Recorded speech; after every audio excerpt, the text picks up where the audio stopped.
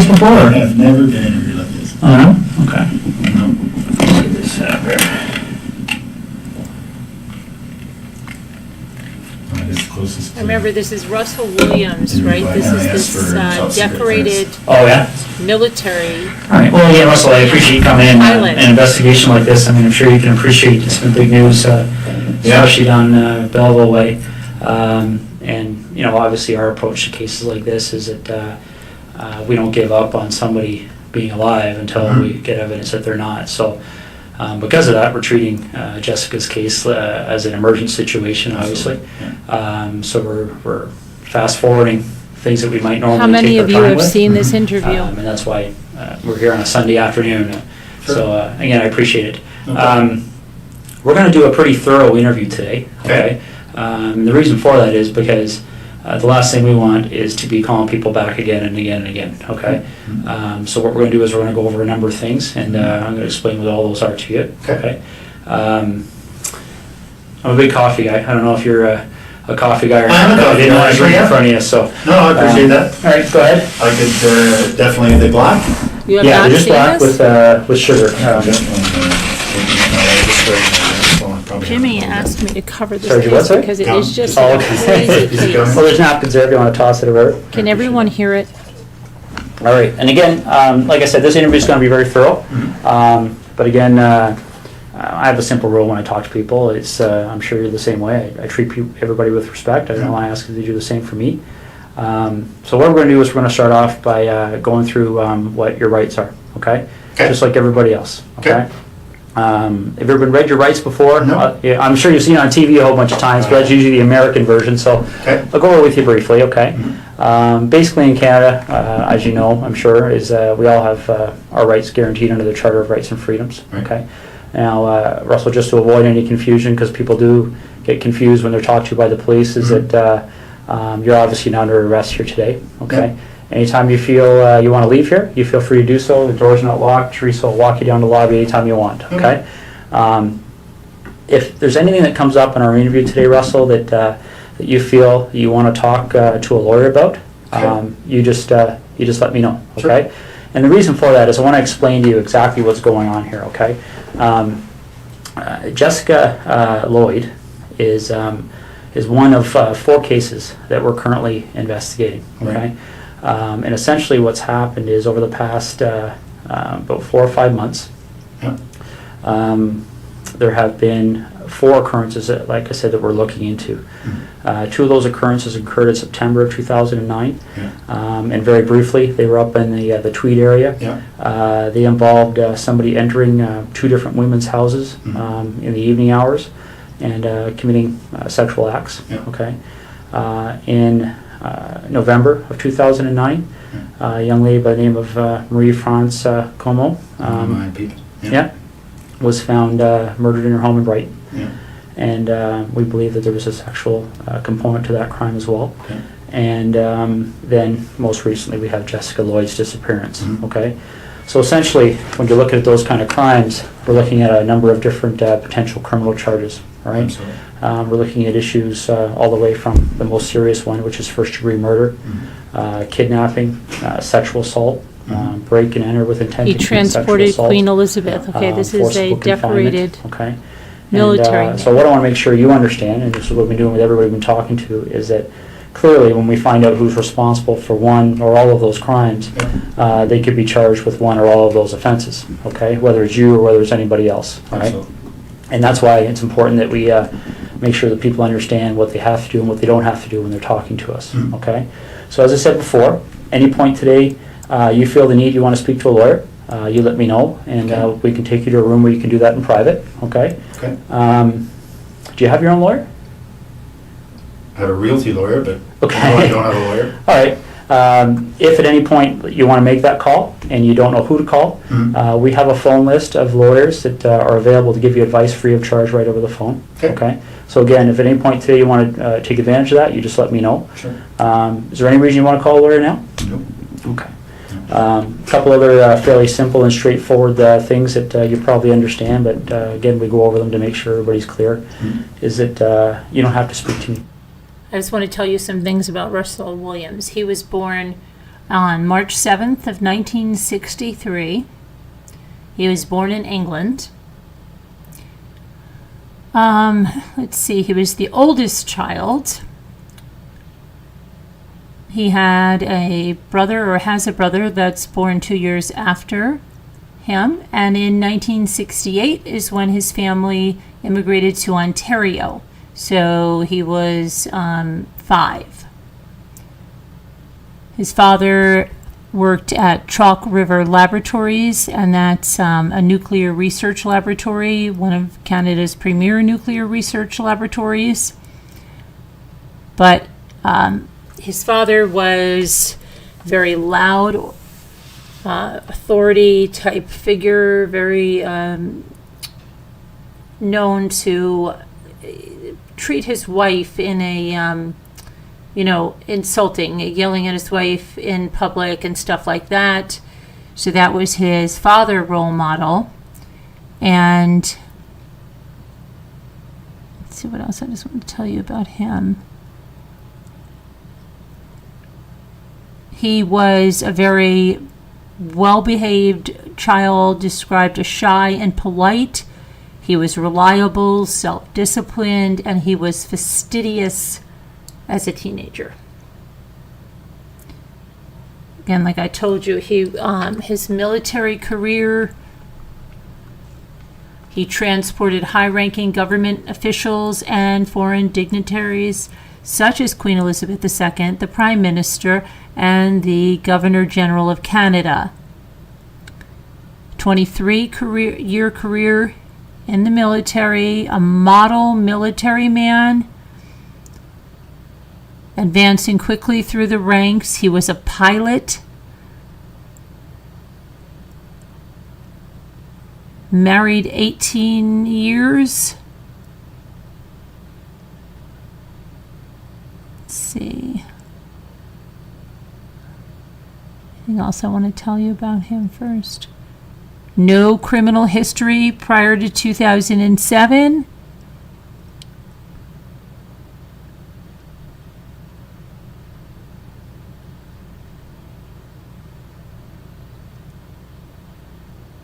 Okay, and this interview, February 7th of 2010. So he is here because police investigators matched his tire treads to tire treads near Jessica Lloyd. That's the woman they're talking about, her home. And so he was asked to come to the Ottawa Police Service headquarters. And he had a 10-hour interrogation. So that is what we're seeing right now, okay? And let's back. I just wanted to give you some history of that. Okay. And the reason for that is because the law considers me to be what we refer to as a person of authority. Okay, probably similar to what you may be considered to be on the base. And because of that, I can be compelled to appear before any judge in the country, basically, to account for what takes place here today between you and I. Okay, and that's the reason why everything's recorded, because there can't be any more accurate record than that, right? So. No, understood. And the other thing I want to make sure you understand is that, you mentioned a second ago about Ms. Como being one of your work associates. So I don't know what's happened since November on the military side of things. But what we want to make people clear on is that if you have been spoken to by any person in authority or any police officer about any of those cases, I don't want what they may have said to you to make you feel influenced or compelled to say anything to me today, okay? Whatever you might have felt influenced or compelled to say to them earlier, you don't have to repeat it to me, and you don't have to say anything further, okay? But obviously what you do say, for the third time is being recorded, right? So. Understood. These first two attacks happened not that far from my place in Tweed. Well, the second one did. Yeah. We didn't even know the first one had happened, but I understand that was reasonably close as well, but the second one was very close. Yeah. So certainly at the time, the OPP did a door-to-door. Yeah. And within a couple of days, probably the same night, so I spoke with a couple of guys then. Okay. Yeah, and I'm aware of that from looking at the different cases. And essentially, Russell, in a nutshell, that's what we wanted to talk to you about, okay? Those 4 cases are of concern to us. And, you've kind of almost hit the nail on the head about some of our issues that kind of make us want to talk to Russell Williams, okay? Mm. Because essentially, there was a connection between you and all 4 of those cases. Would you agree? Geographically, And then I guess or I drive past, yes, I would Yeah. have to say there was a connection, yeah. yeah, and that's why I'll be quite frank with you. That's why things kind of evolved when the officers talked to you on Thursday night. Okay. We kind of went from there because when I think you discussed with them the fact that you were a colonel Yeah. at the base. I was in uniform at the time, so. Yeah, so pretty obvious, right? Yeah. So essentially, then the connection with Miss Como Yeah. was made, and I believe you're a door or 2 down from one of those 2 incidents I think in Tweed. 3 doors down, yeah. Yeah. Very close, absolutely. Yeah, exactly. So those are some of the issues we wanted to discuss with you. Yeah. Okay. So just getting back to these 4 incidents that we're talking about, maybe you could just give me a little bit of history as to your arrival in the base in Trenton. When did you start working there? Friday on the day, I was,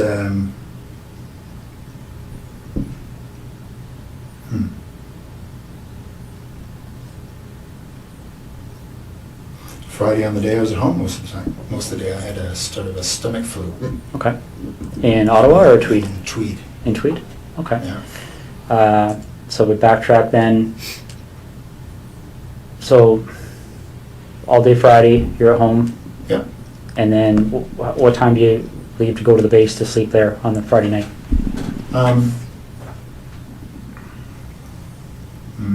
Not sure, probably just, went in for just before bed. So I probably left Tweed at between 8 and 9 or so. Okay. And you get to the base and spend the evening there and get up for the 5:30? Yeah, Okay. that's right. So we backtrack from there. When did you arrive at your home at the cottage? I don't want to get confused between your home in Ottawa and the home in Yeah, Tweed. understood. So, Well, I had been in Tweed all week. Yeah. The week prior now. Yeah, I think that's the case. Was in Tweed all week. Flew Saturday.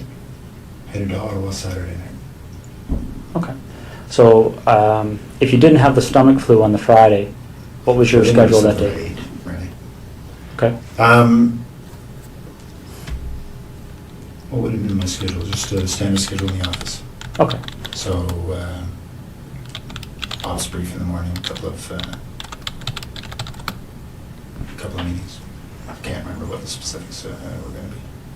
Okay. So Thursday night you slept at Tweed, or you? Yep. All right. And what did you do Thursday during the day? Thursday during the day, I was at the base again. I think it was a fairly standard day. I can't recall exactly, but yeah, nothing. I was not flying, so I was at the base. So I would have gone in early in the morning, back in the evening again. Okay. Do you remember what time you left the base that night?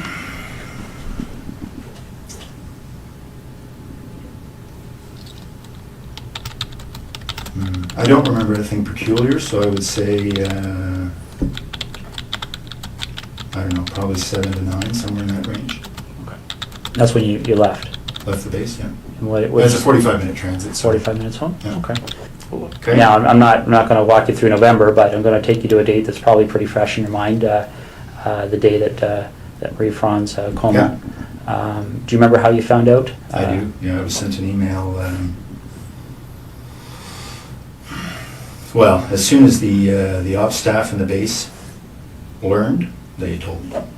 Okay. So I got an email, I can't remember if it was late at night, early in the morning, it was certainly, I saw it, I want to say first thing in the morning, because I had just come back from Ottawa. I was in Ottawa for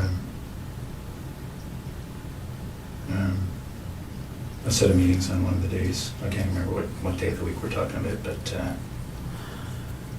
yeah, no, I mean, obviously when your people gets killed, it gets your attention. So, Absolutely. yeah, I'm very much remember that coming in. And how did you know Marie Franz coma? I'd only met her once. She was on a crew I was on just after I got to the base. Okay. So I can't even remember. I think it was a one-day trip.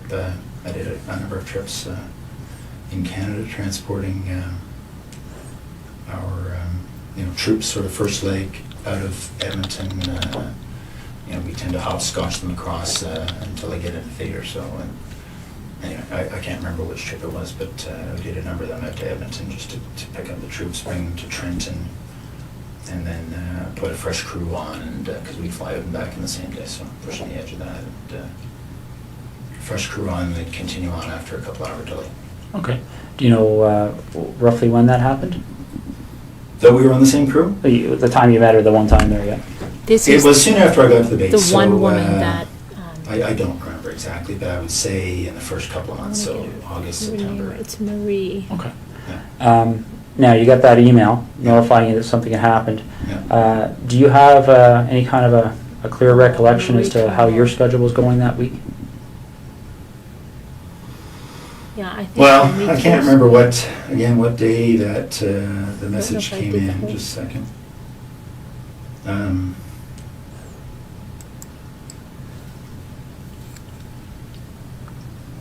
No, I can't remember what day of the week, but Marie honestly, France there was a whole bunch of Como, activity, a spun up 37-year-old obviously. military flight attendant that was at the I same can't remember the day of the week. Air Force base as he was. I'm just trying to think through the news reports I read. And she was killed. No, I'm sorry, I can't remember what day that was, but And that's who they're talking about, that and Jessica Lloyd. what we learned after the fact was that the MPs had learnt of her death, Me too. I think and quite a wonder bit why you after brought it her up. You body had did been discovered. a few years Okay. ago. You did do that, I think. So I think what happened, sorry, just a second.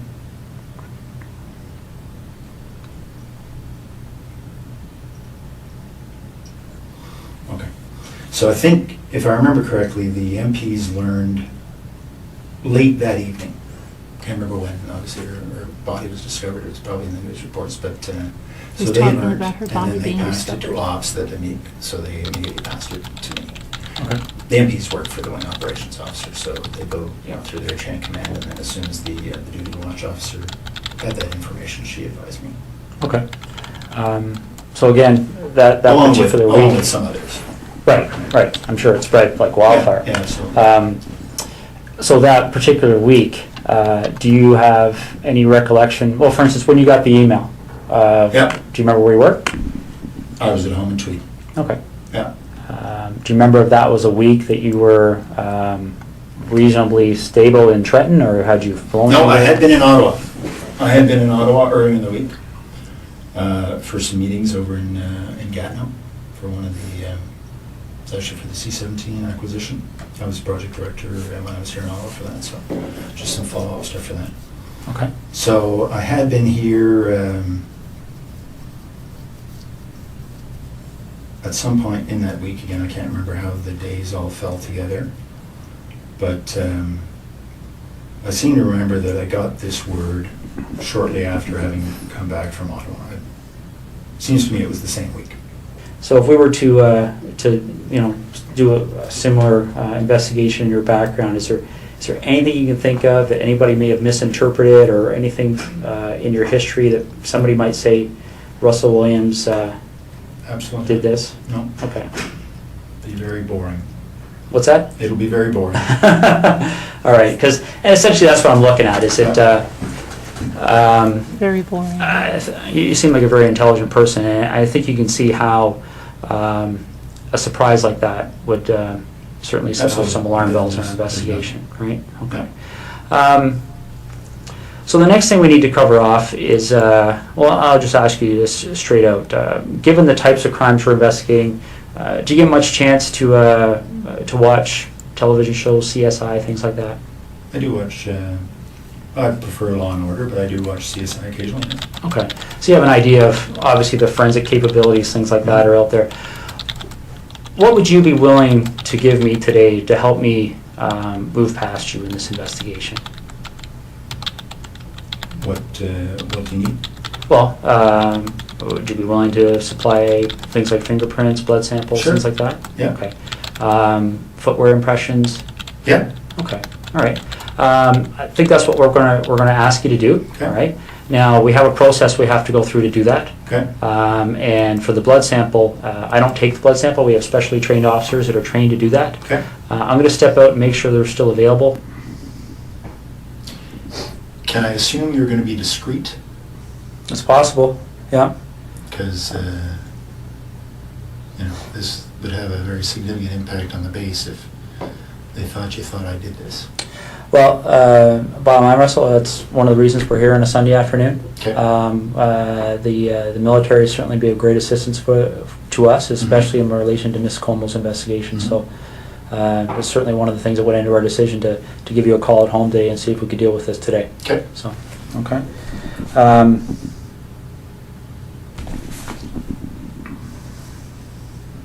Because it's tough to undo the rumor mill once it gets started.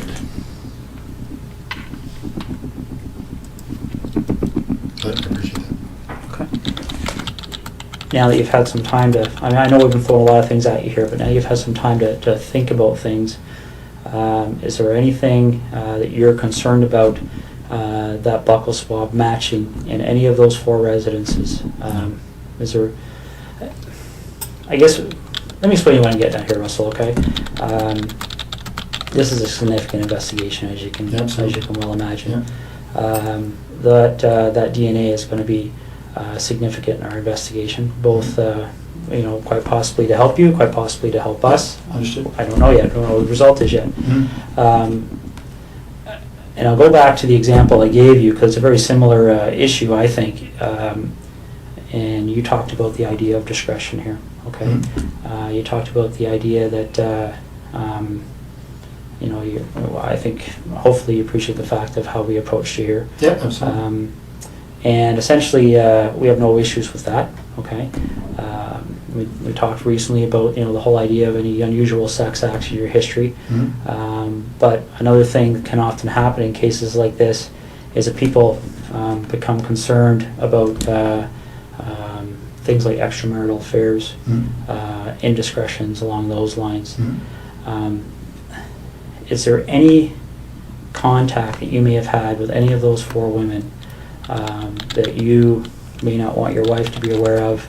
Anything like that that we should know about to try and explain why, if your DNA is found, it would help us understand why it may be there? Absolutely not. Can you think of any reason why we would find your DNA in any of those residences? Let's focus on, well, for instance, I believe, let me just check the name there, make sure I've got the right address. Talking about the house that was just a couple of doors down from you there in Tweed. Couple of doors down was The, Lori. I don't know her last name. I don't know. Mazzacati? I don't even know what her last name is, but there's the woman down the road, 3 doors down. Yeah. Her name is Lori. I don't know her last name. All right, let me just make sure we're on the same page here.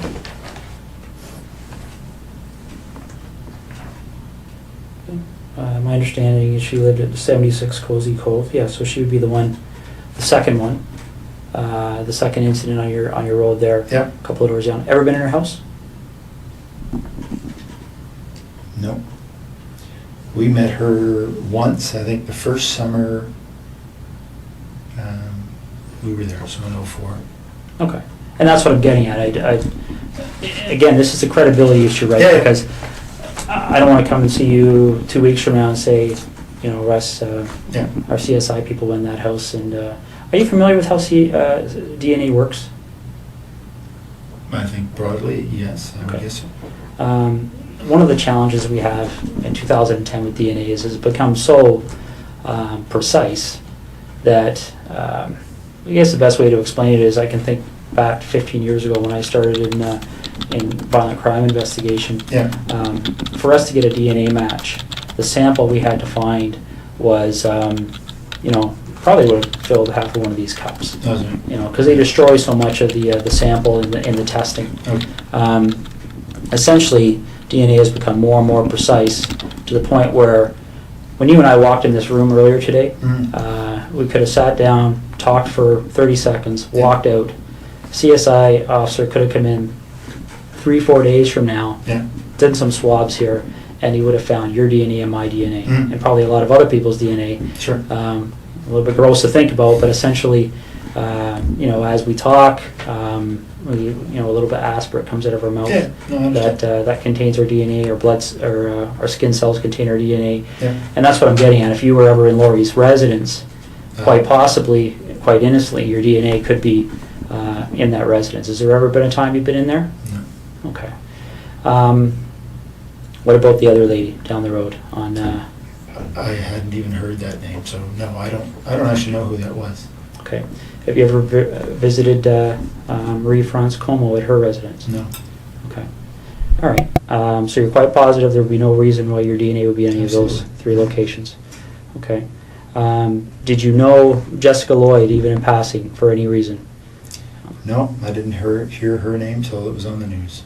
Okay. And the reason I'm asking that is because I know you were asked that question on Thursday night, and sometimes what we find, and again, this is one of those situations that can sometimes cause us to get in a lengthy investigation as somebody that maybe doesn't deserve it. But what can happen sometimes is somebody gets stopped by the police like you did, and they get asked that question, and people, when they're stopped by the police, they can be nervous, okay? So they blurt out an answer, and then they start driving away, and they go, oh, why'd I do that? Because the problem is that once they get asked again, then they feel compelled to maintain that answer for fear that if they change their answer, somebody could find it. You understand what I'm saying? I do. Okay. So I want to make sure that's not happening here. I don't care what you said to the officers on Thursday night last week. If there's any communication or contact between you and Jessica Lloyd, you've seen her picture, right, around town? Yeah, absolutely. Okay. Ever seen her before? I don't. No, I would say I have not. Okay. All right. All right. And you mentioned something about doing some renovations at your property in Tweed there. I think you said something earlier about tearing up carpet. Correct me if I'm wrong, but Oh yeah. okay. When did all that happen? In 2004 or 5. Okay. Any recent renovations? No. Okay. All right.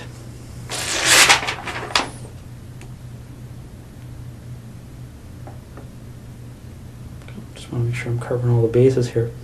Okay.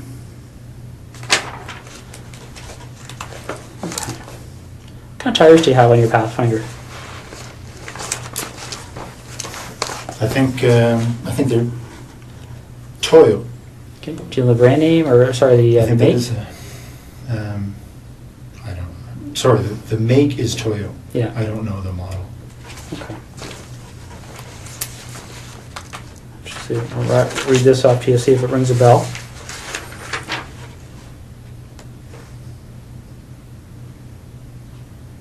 Ever heard of, does Toyo Open Country HTS That sounds make any right. sense? Yeah. Okay. When did you have those tires put on your Pathfinder?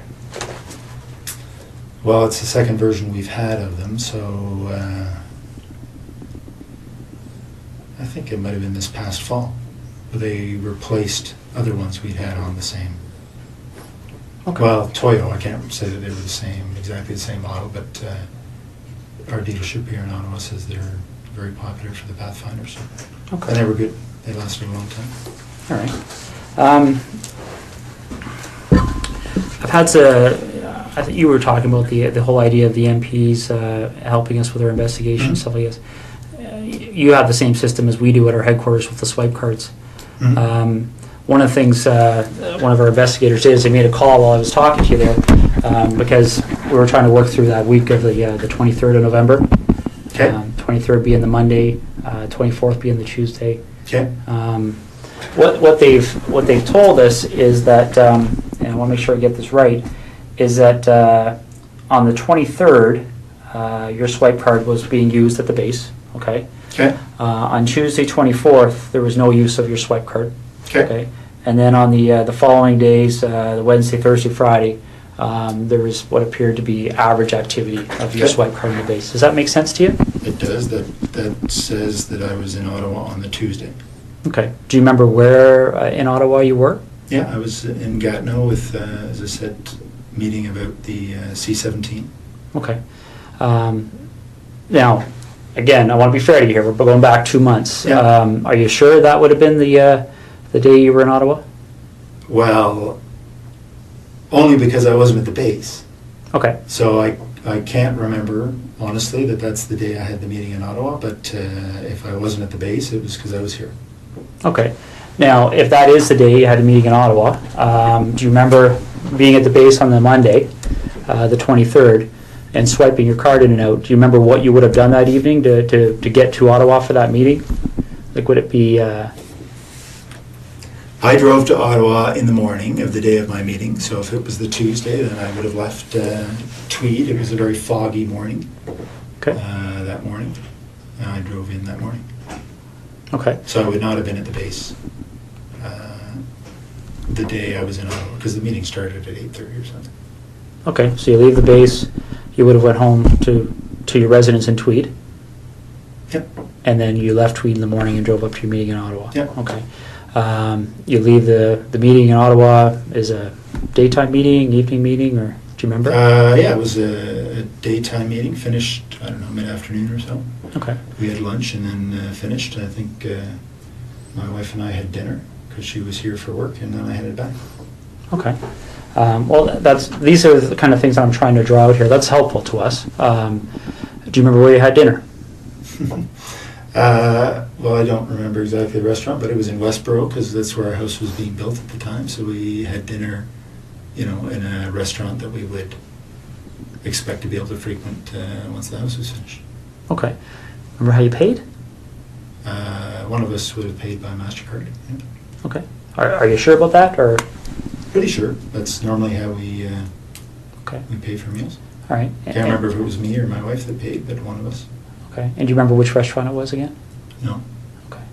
All right. And you see where I'm getting at, right? I mean, that can be very helpful for us because if we can track that issue, right? Yeah. We can put somebody paying for a meal at a location. Well, with a I was credit card. meeting with 15 people or so that day. So Okay. And what time did the meeting end?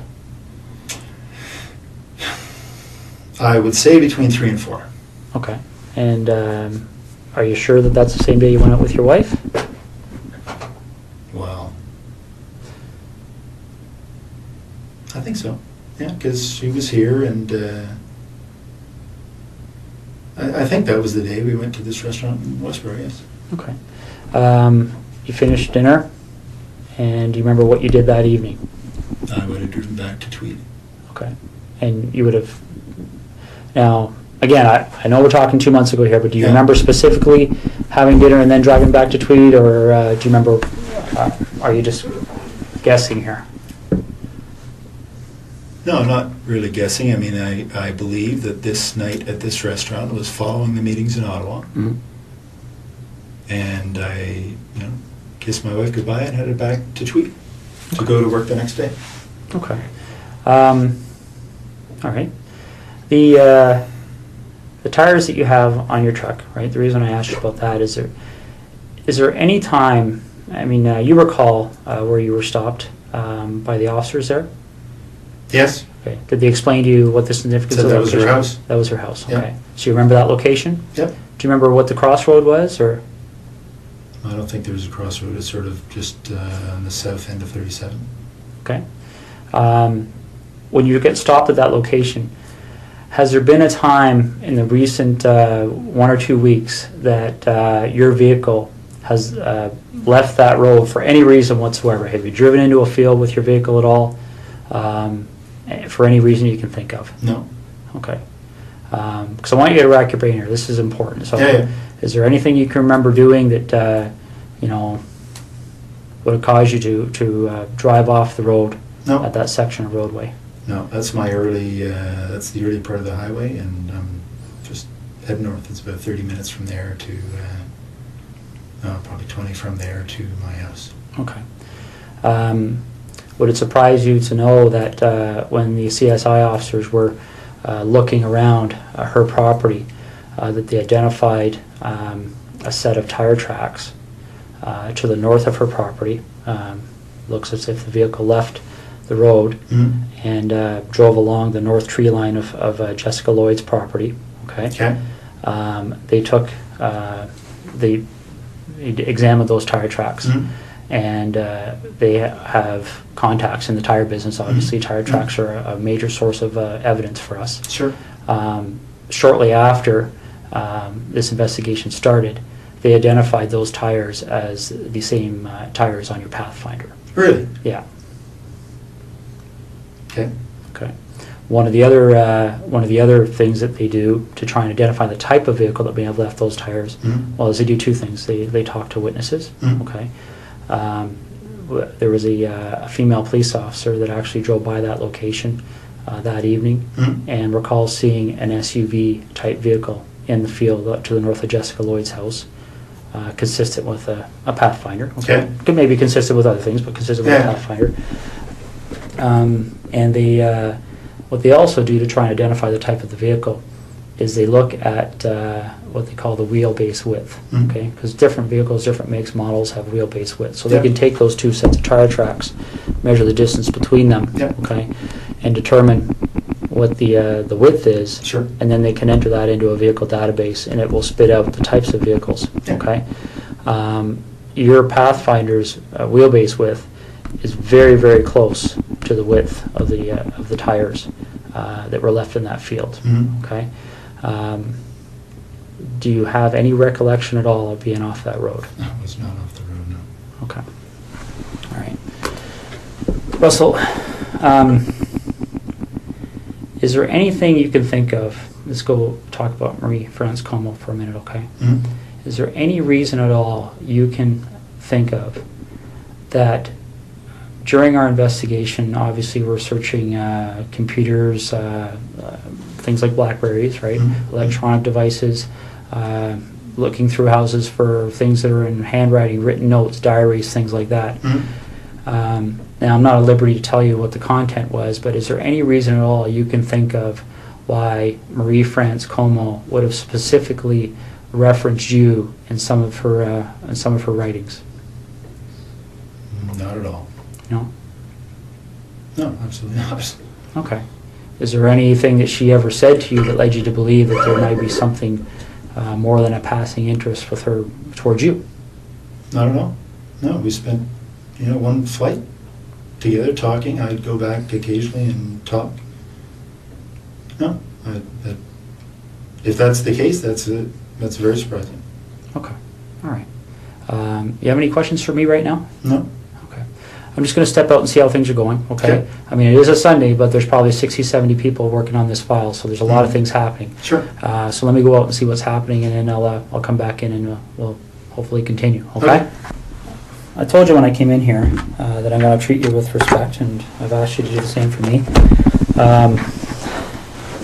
We talked about the whole idea of how we've approached you here, okay? The trying to be as discreet as possible, okay?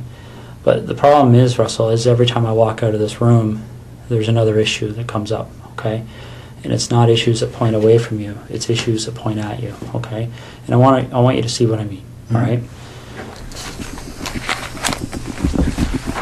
This is the footwear impression of the person who approached the rear of Jessica Lloyd's house on the evening of the 28th and 29th of January, okay? All right? Now, I want you to keep in mind that this is slightly smaller, okay, in scale, okay? Okay. All right, that's not to scale. The footwear is actually bigger. Okay. If you look here on the ruler, you'll see that 1 inch is just slightly smaller than an actual inch, okay? But this is the way it prints off on the computer. Yeah. I'm going to move this over so you can see what I mean, all right? Because essentially when you're dealing with footwear impressions, we have a gentleman on the OPP who's basically world-renowned. His name is John Norman. And essentially with footwear impressions, you're in a situation where you're pretty much in the area of fingerprints, okay? And essentially what we're talking about here is, especially when you start adding in other pieces of information that support an investigative position, okay? This is a photocopy of the boot that you took off your foot just a little while ago, okay? Now, I'm not an expert in footwear impressions, so I rely on the experts. Footwear impressions are very much like like fingerprint comparisons, okay? You take a look at this print, and again, this is one print. This person walked through, there's several different prints to compare. So we're going to get features off of one print to compare, features off another print to compare. Yep. These are identical.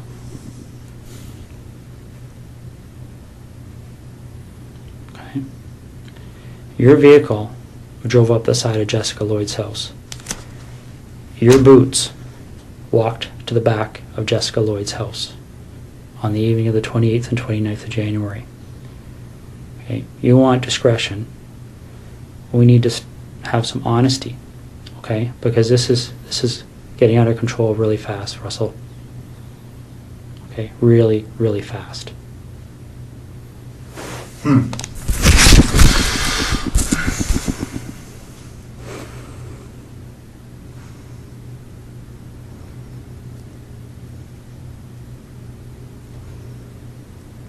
This is getting beyond my control.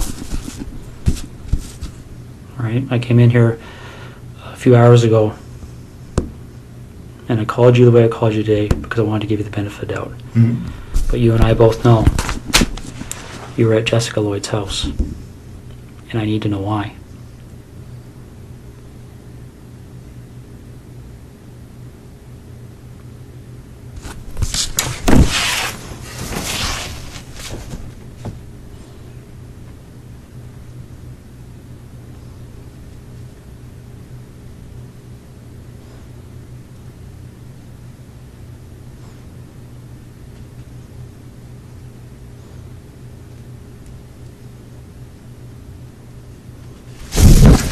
I don't know what to say. It's, Well, you need to explain it because this is the other problem we're having, Russell, okay? Again, these decisions are made by me. Right now, there's a search warrant being executed at your residence in Ottawa, okay? So your wife now knows what's going on. There's a search warrant being executed at your residence in Tweed, and your vehicle's been seized, okay? You and I both know they're going to find evidence that links you to these situations. Okay. You and I both know that the unknown offender, male DNA, on Marie France Comeau's body is going to be matched to you, quite possibly before the evening's over. Okay? This is a major investigation. The Center of Forensic Sciences is on call 24 hours a day helping us with this. Your opportunity to take some control here and to have some explanation that anybody is going to believe is quickly expiring. Okay? We're applying, the investigators are now applying for a warrant to search your office.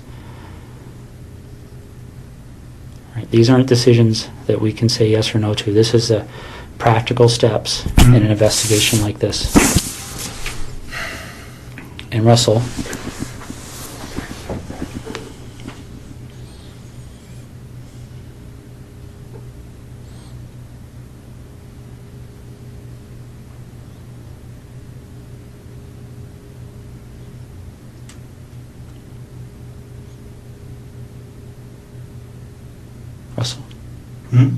listen to me for a second, okay?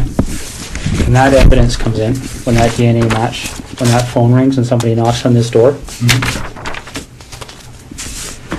your credibility is gone, okay? Because this is how credibility works, all right? And I know you're an intelligent person and you probably don't need to hear this explanation, but I also know your mind's racing right now, okay? Because I've sat across a lot of people in your position over the years, okay? The bottom line is that as soon as we get that piece of evidence that solidifies it, DNA, okay?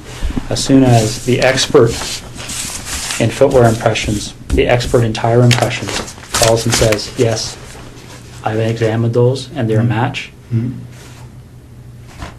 it's all over. Because as soon as that happens, where's your credibility? Where's your believability? You're just another, and again, don't take this wrong, okay? But you can see if you step outside this room in your mind and imagine how people are going to view you, okay?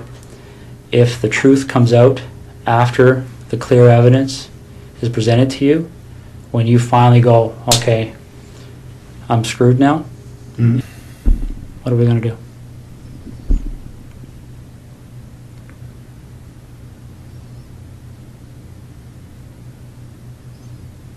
Russell, you know there's only one option. What other option is there? What's the option? Well, I don't think you want the cold-blooded psychopath option. I might be wrong. Okay, because don't get me wrong, I've met guys who actually kind of enjoyed the notoriety, got off on it, got off on having that label. Bernardo being one of them. I don't see that in you. If I saw that in you, I wouldn't be back in here talking to you, quite frankly.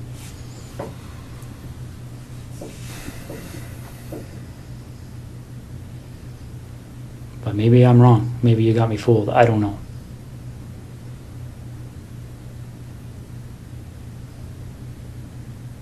This is over. And it can have a bad ending where Jessica's parents continue to wonder where her daughter's lying.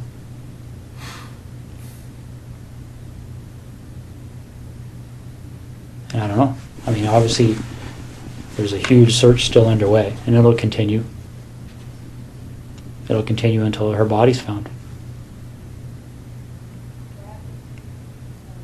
That might even happen tonight, for all I know. Once that happens, then I don't know what other cards you would have to play.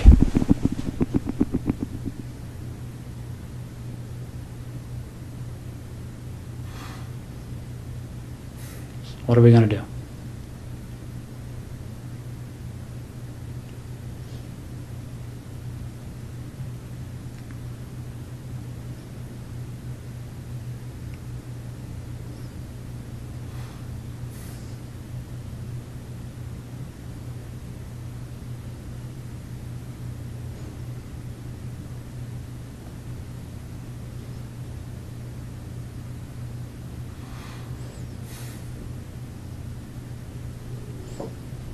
Russell,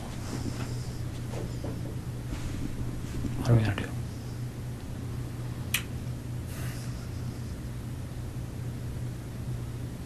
Call me Russ, please. Okay. What are we going to do, Russ?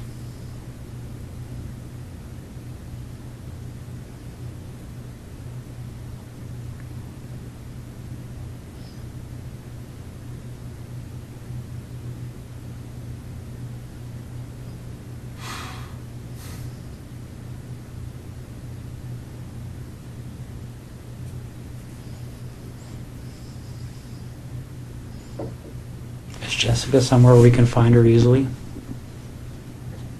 Like, is this something where I can make a call and tell somebody to go to a location and they're going to find her, or is this something where we have to go and take a walk?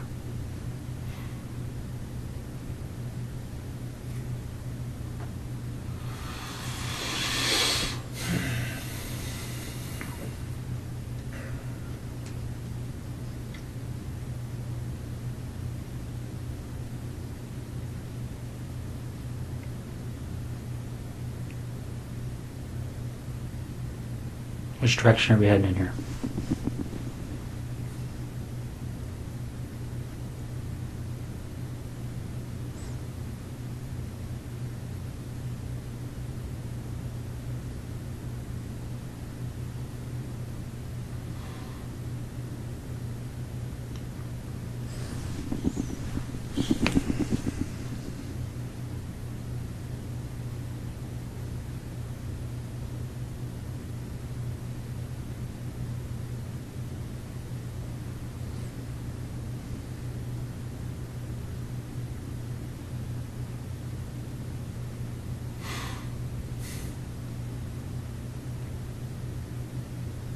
Russ, maybe this would help. Can you tell me what the issue is you're struggling with?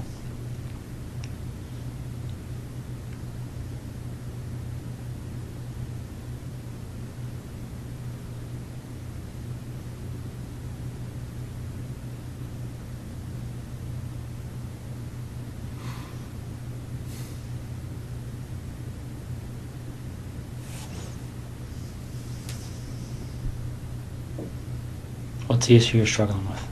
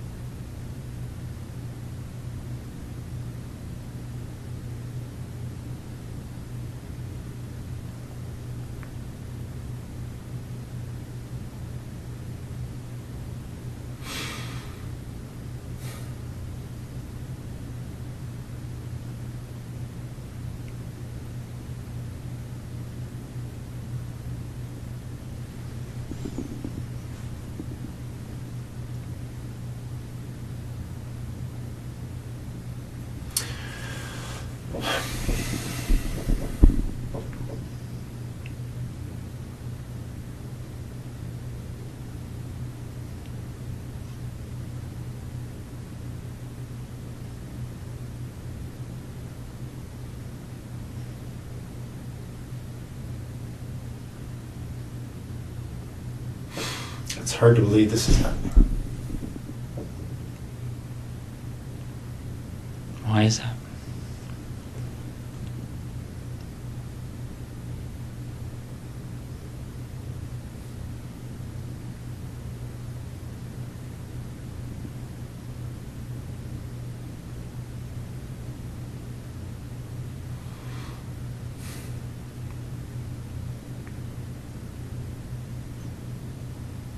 Why is it hard to believe?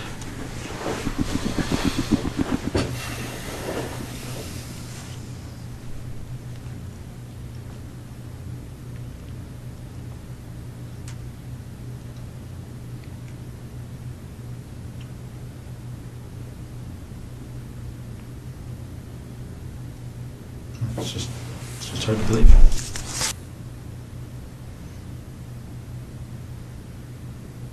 Whose decision was it? And we're going to find out the answer to this anyway. But whose decision was it to issue the directive to the base personnel that nobody had to speak to the police and to seek legal counsel before they were questioned?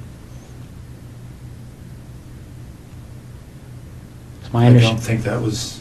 My understanding, that direction came from somebody that reports to you. What do you think they're going to say, Well, Russ? no. What do you think they're going to say?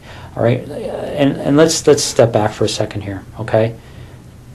I really don't think it benefits you or makes you look any better to start debating the little issues, No, okay? but that is news to me. Okay. I have a legal officer that reports to me Yeah. who may have given that direction. Okay. But that's the first time I've heard it. If that's true, Okay. that's the first time I've heard that. All right, and that may be the case, but how does it look? Right? We're not even dealing with something that's really even evidence, because it's not needed. I mean, when No, you no, have, but when you that- have DNA and all this other stuff, that's not even What really was the an issue. direction? I don't recall, but it was something along the lines of telling the people on the base that they weren't required legally to speak with police, and they should seek legal counsel before they decide to speak. But Okay. Well, if that was actually said, it would not have been to the base at large. It may have been to the individual, the boyfriend who is the suspect. okay, my understanding, it went out to all personnel. No, absolutely. Maybe no, only under your command. I don't know. It didn't. Okay, okay, that's I fine. did never see it. That's fine. Now let's get back to the issue. What's that? So you talk about perception. My only two immediate concerns from a perception perspective are what my wife must be going through right now Yeah. and the impact this is going to have on the Canadian Forces. Where do we go?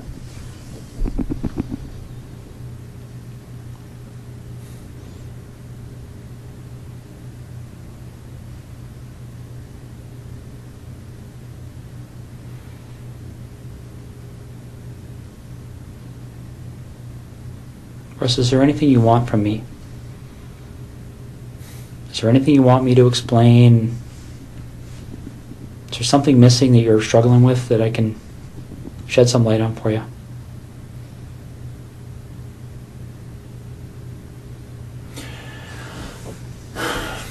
I'm struggling with how upset my wife is right now. Russ, what are you looking for?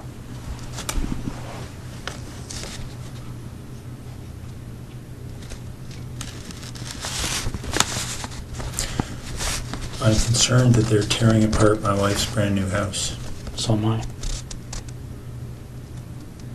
But if nobody tells them what's there and what's not, they don't have any choice.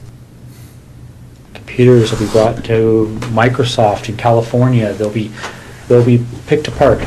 You can't erase things from computers. It doesn't happen. I'm sure you've seen that. I'm sure that's pretty common knowledge these days. It just doesn't happen. They sell programs that to try and help people clean their computers of stuff, and our guys are pulling that stuff out all the time. The FBI is pulling that stuff out all the time.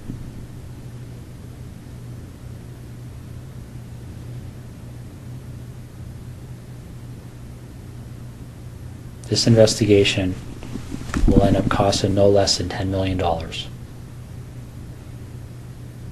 Easy. And they will say no to nothing. Any request this major case manager makes on this case, they've already been told it's approved. Don't even bother asking.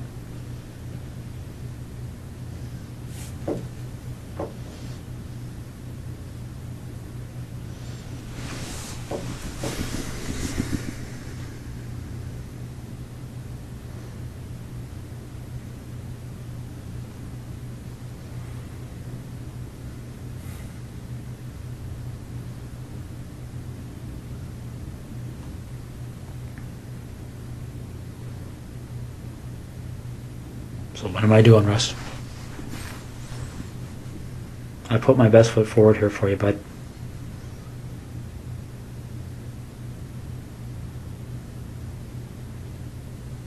I really have. I don't know what else to do to make you understand the impact of what's happening here.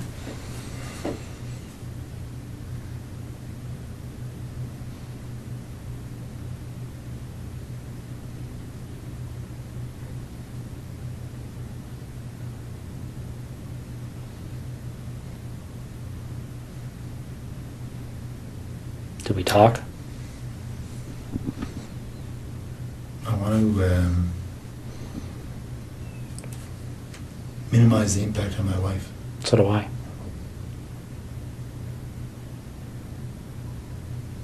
So how do we do that? Well, we start by telling the truth.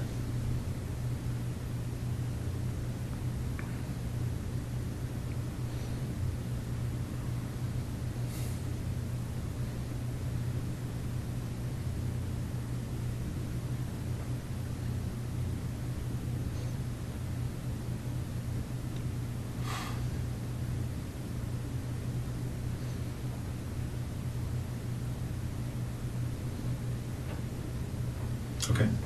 Okay. So where is she?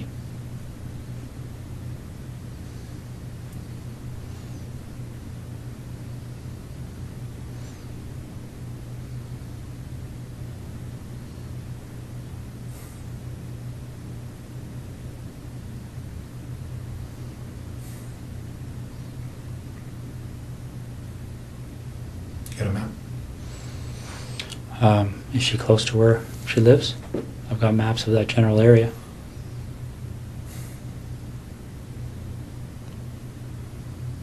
Which town is she near? Why don't we start there?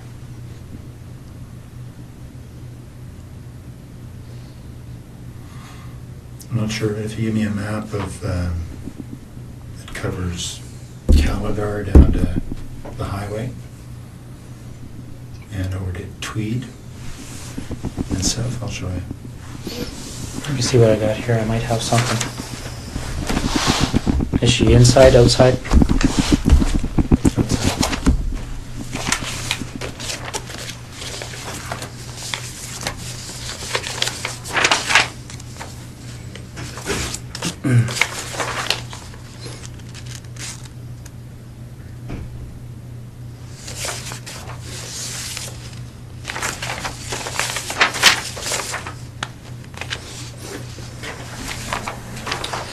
Probably the biggest area I have there, Russ.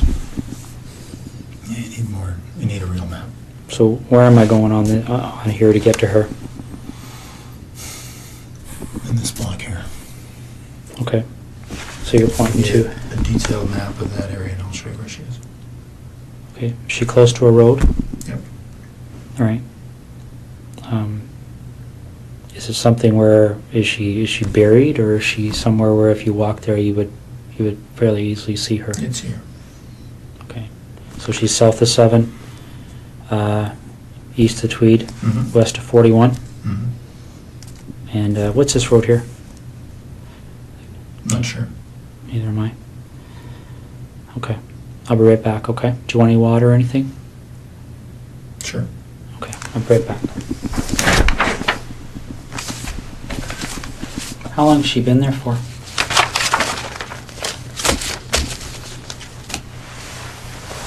A little over a week. Was it fairly quick from the time she left? Friday night. Friday night? Yep. So where was she between Thursday night and Friday night? In Tweed. With you? Yep. How long was she alive for?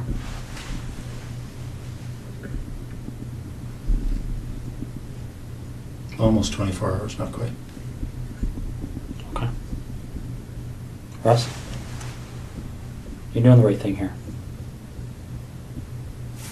Okay. Well, again, my interest is in making my wife's life a little easier. And Okay. with her family as well. Well, we share that But interest. there's no, your time in Ottawa is wasted, really. I'll tell you where the membership cards are. Where are they? They're in the house there, but In Ottawa? yeah. Whereabouts? Some in the camera bag, which they would have found in my office. Mm-hmm. And when you walk into the office on the left side, there's a desk of drawers, set of Okay. drawers, like a filing cabinet, wooden, IKEA. In one of the top 2 drawers, and there's a plastic divider, Yeah. and there's inside there are 2 memory cards, Okay. which are blank, but I'm sure they can be And whose images are on those cards? well, I've erased them, but I expect you'll be able to draw images of Jessica and I. What about Marie?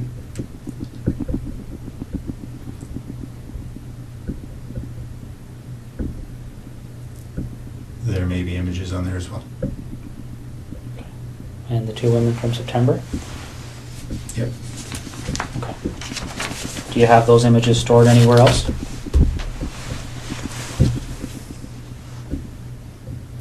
Yep. There are 2 hard drives in the house in Ottawa. I can draw you a little picture if you like. Sure. Do you want to do that now while I'm Sure. getting them out? Okay.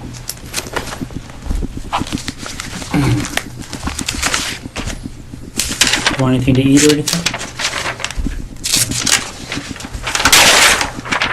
Leave that with you, okay? Sure.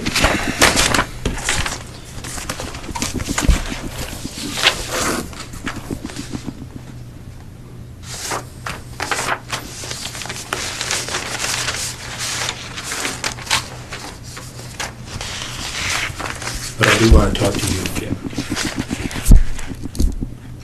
That's the plan, okay?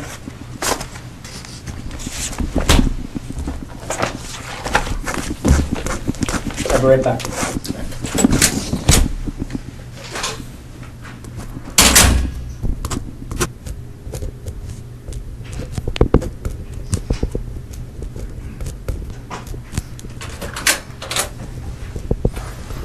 How you make it up there?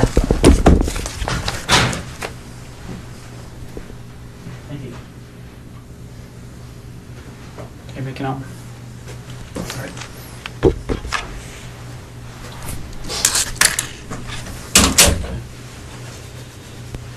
Somebody running around looking for an actual map, but I did the same thing with the Google Maps. Just have to glue them up a little bit more.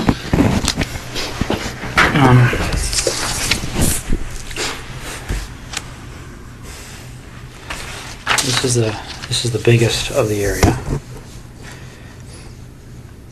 This might have better parameters for you. Here's tweet.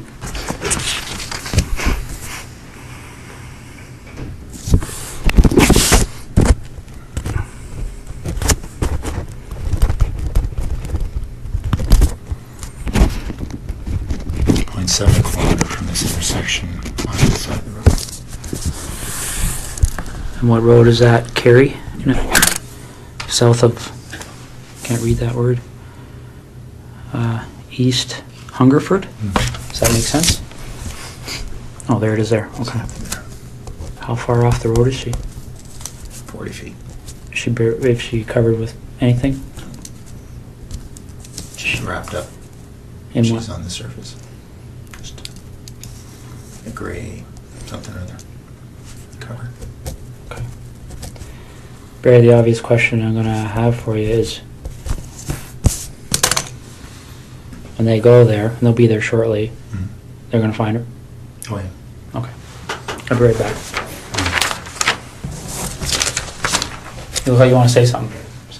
Just that this place, my wife, it's been a dream for a better part of a year, so I'm keen to get them what they need and so they can leave her alone. Okay. Well, we're going to do our best to keep that as low key as possible, okay? What do you want to talk about? Because it's pretty wide open now, eh? Yeah. What do you want to know? Well, do you want to work forwards or backwards? Doesn't matter. Why don't we start with Jessica? Okay. How does that start for you?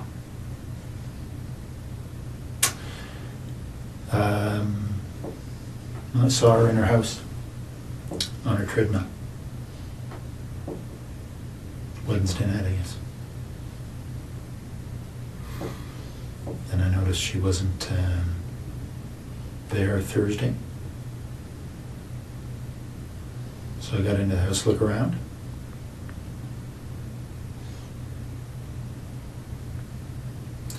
Then,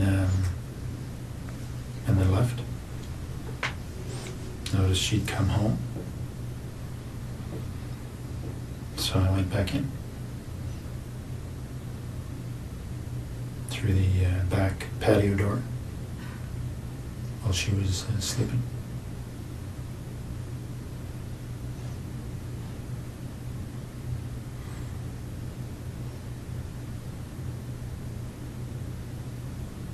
Okay. So I woke her up.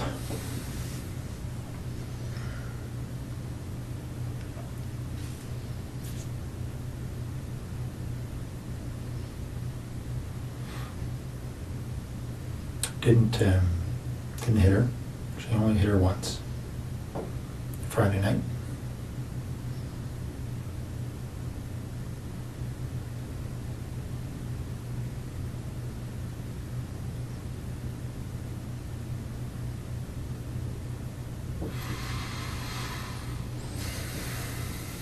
Okay.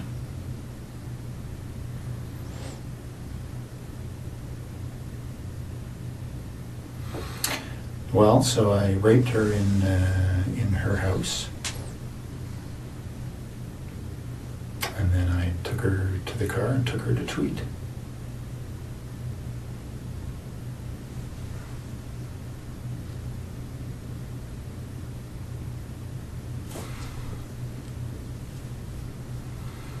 And spent the day in Tweed.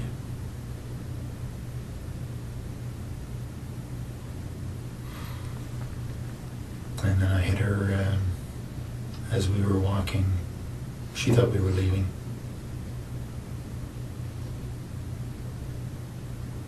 Hit her on the back of the head.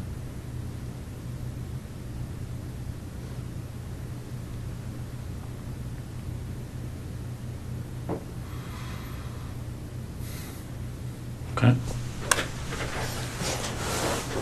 Anything in particular? Well, what did the hit on the back of the head do?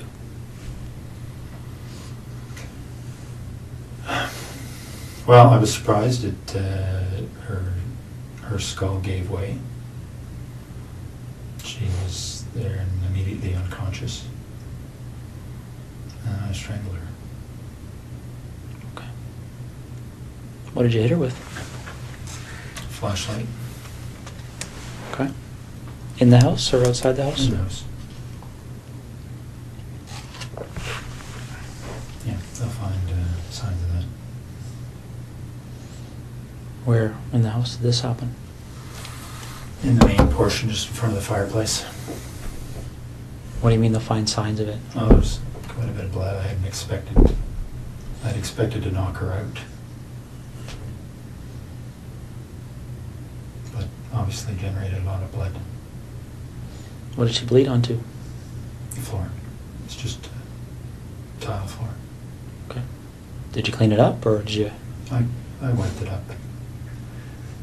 I know it'll be easily spotted. What makes you think that? Like, if I walked in that house right Well, now, would I see You it? wouldn't see it, not at all, but, you know, the right signs will show it, I'm sure. Okay. So when that happened, did she have clothes on or was she naked? Or? She was dressed.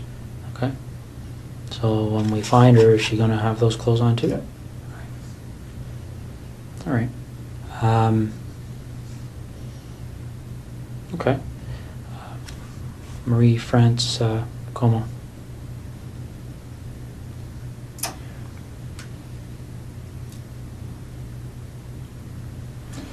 There was an open window in the basement of her house when she was away. I went in there a couple of nights before she came home. Looked around. I went back in there late at night when she was at home. She was on the phone in her bedroom.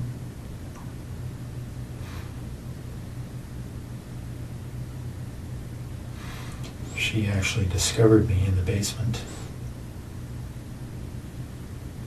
She was trying to get her cat to come upstairs, and the cat was in the basement, had seen me and was fixated on me in the corner.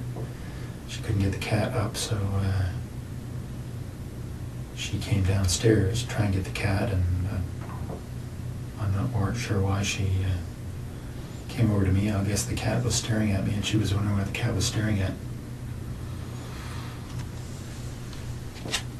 The lights were on.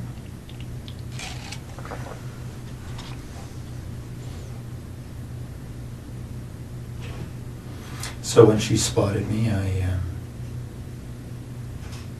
had the same flashlight. I subdued her.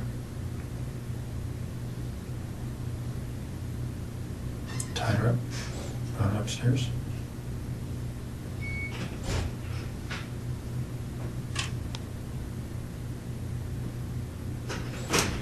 And strangled her later in the morning. Well, more suffocated her. Right. Some tape.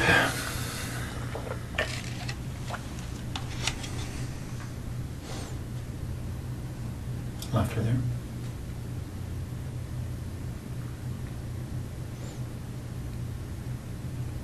How did you subdue her? And when you say subdued her in the basement, what did you do? Well, I had the same flashlight, and you know, she saw me right away, so it was just I hit her a couple of times and around her head, try and knock her out. Didn't, but she was bleeding a little bit.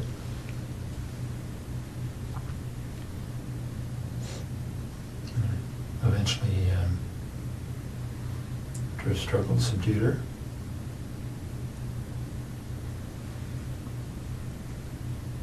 Okay. Any blood from that struggle? Oh yeah. No, not a whole bunch, but a flashlight did break her skin a couple of times. Okay. What area of the basement did that take place in? I was hiding behind the furnace, so she spotted me right there. Okay. Did she recognize you? No, I had was face. Okay.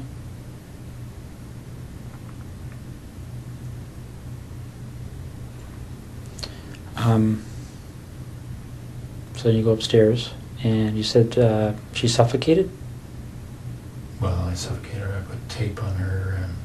I put tape on her mouth, and then I put tape on her nose and held it there so she couldn't breathe.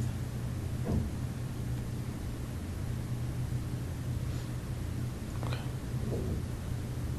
What kind of tape was it? Duct tape. What happened to it? Well, I took it with me and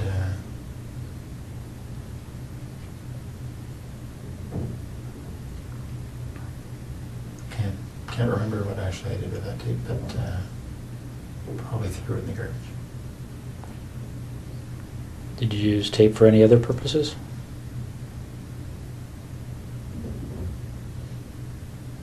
No. Okay. Did she ever recognize you through this whole episode? No. What did you say you had on your face?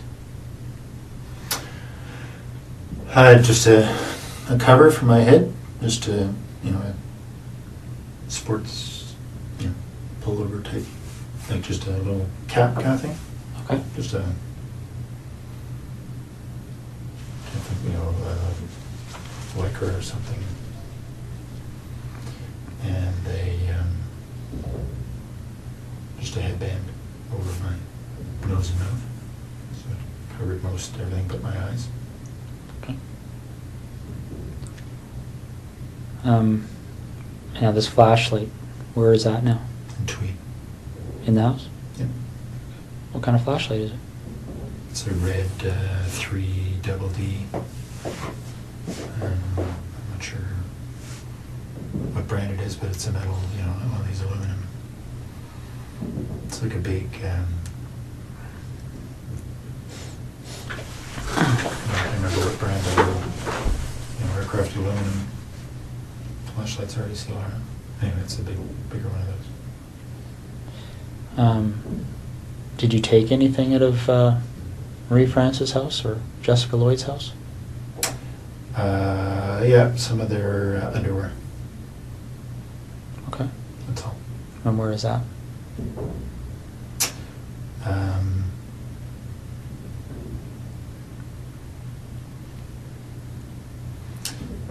It's in some boxes in the basement here in Ottawa, in that rec room.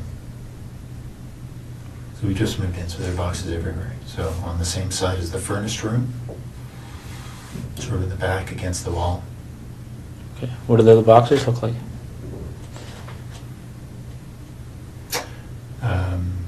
I think one's a scanner, the box for my scanner. Mm-hmm. They're all right next to each other, so a quick look through the boxes there will find it.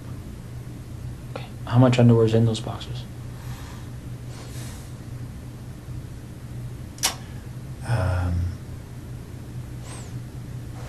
Probably 60 pieces or so total. All women's? Yeah, 60 pieces of theirs. Of whose? Of Jessica's and Marie-France. So you took 60 pieces from between the two of them? Yeah, Okay. I think so. All right. And they're in like when you talk about a scanner, is it a computer scanner box? My computer scanner is up in the office, and its box is down in the basement, so Okay. it's inside that box. Does any of the underwear in those boxes belong to anyone other than Marie France or Jessica?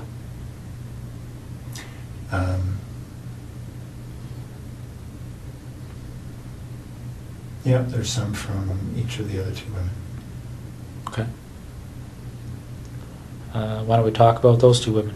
Mhm. So the first one happened on the 16th, and I don't know why I can't recall their names, but the lady that was lived closer to you. No, Laurie was closer to me.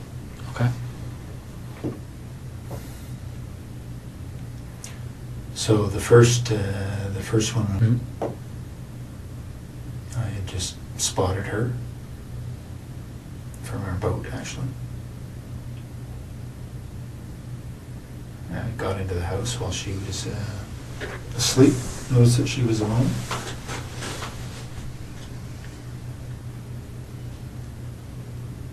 And just hit her with my hand while she was sleeping.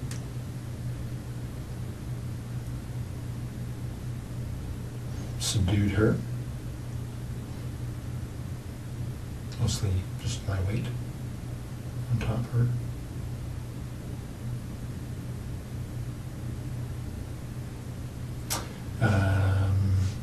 Had her take off her pajamas. Took some pictures. Took some of her underwear and left.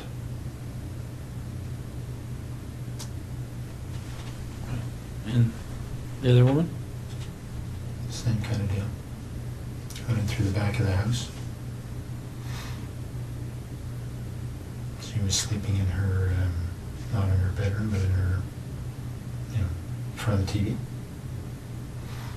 Very much the same story.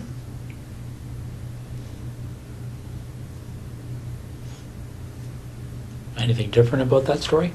I mean, pretty much the same story and exactly the same story are two different things, right? Yeah, no, not much different at all. I did have the flashlight that time. I hit her with a flashlight. And thinking it would knock her out. Did. So, and I subdued her with my weight. Took off her clothes, took some pictures, and left.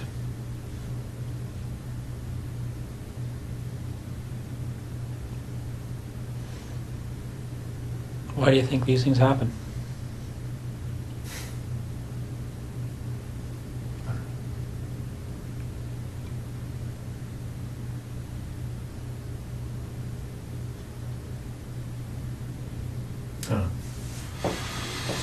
Have you spent much time thinking about that? About why? Yeah. Yeah. But I don't know the answers.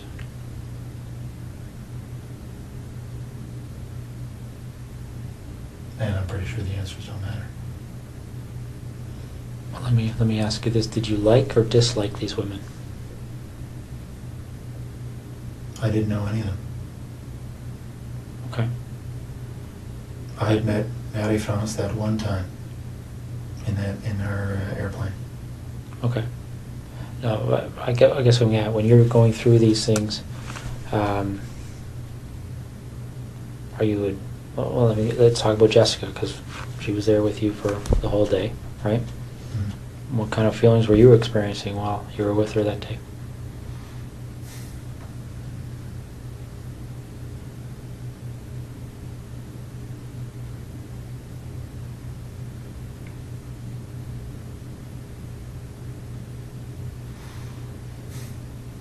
Oh, she was a very nice girl.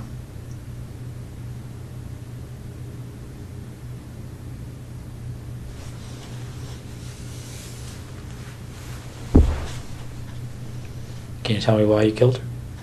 Right? Do you know why you killed her?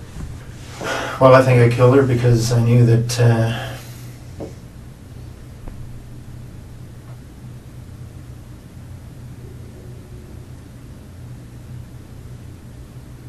her story would be recognized.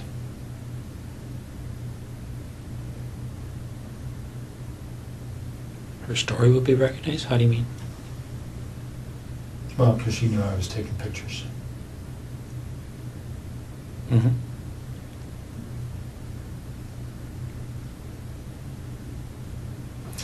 So because of the two stories in Tweed, that would have been a fairly, yeah, been quite obvious. So if you didn't take pictures, what would you have done with her? I don't know. I mean, she's at your house, right? Well, let me ask you this, is it, 2 lived, right? And 2 died? What was the difference in your mind between? Well, the attention the first 2 got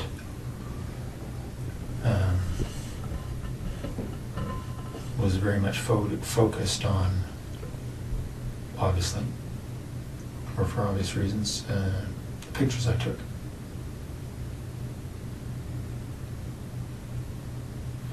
So anybody else telling stories about pictures, right, would have been a fairly straight line.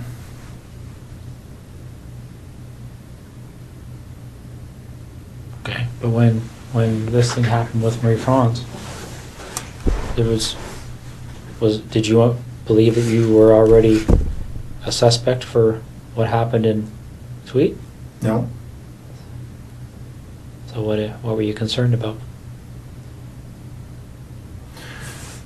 Well, because I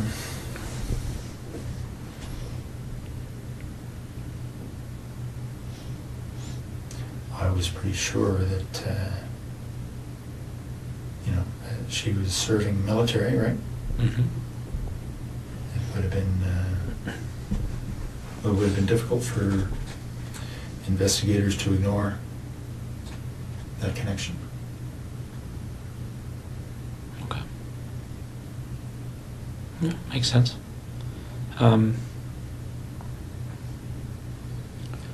Let's go back to Jessica then, okay? You see her on the Wednesday night, okay? On her treadmill? Mm. How do you see her? She was in the basement, window wide open, on a treadmill. So I drove by. Okay. Did you stop to look at the house, or how does that catch your eye as you drive by? Well, I was looking to see who was where. Don't know that area very well, so I was just keeping my eyes open. Okay. So you spot her on the Wednesday. Yeah. Do you just keep on going, or did you stop and take a closer look that No. night or anything? No? I kept going. Okay. And you went back on the Thursday night, right? Yep. So you go back on the Thursday night, and you went into the house before she came home?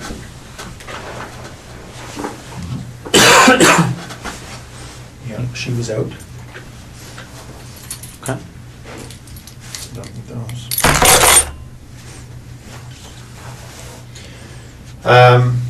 Yeah, she was out.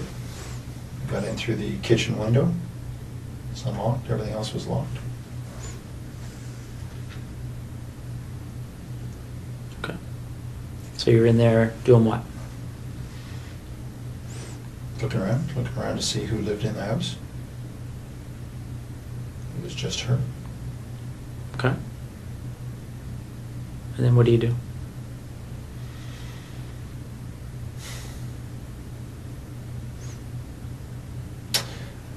Well, I left the house.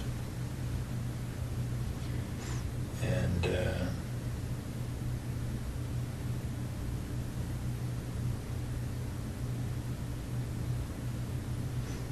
she came home. I hadn't been out of the house very long. So I watched for a little bit to see if she was alone. She was.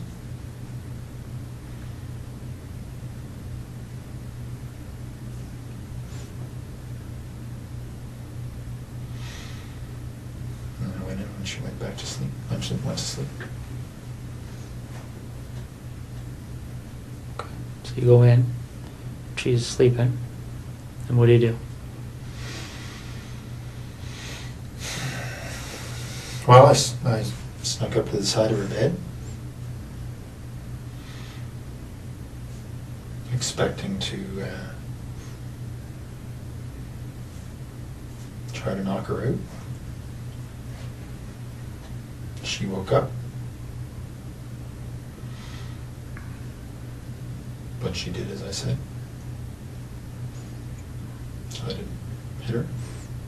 What did you say? Said lie down on your tummy. Okay. She did. I tied her up. What'd you tie her up with? Some rope I brought. So she's on her stomach. How are you tying her up? Just tying her hands behind her back. Okay. She got clothes on at that point? Mm-hmm. What kind of clothes? Sweats. All right. You tie her hands behind her back, and then what happens? I took her clothes off.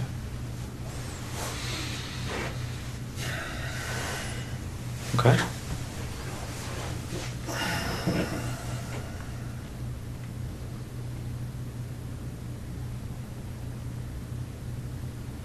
And then what happened?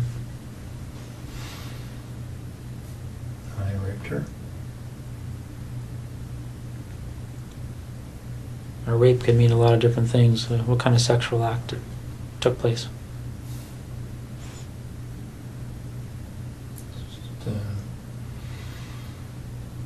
vaginal and oral. Okay. Oral. Who was performing the oral sex?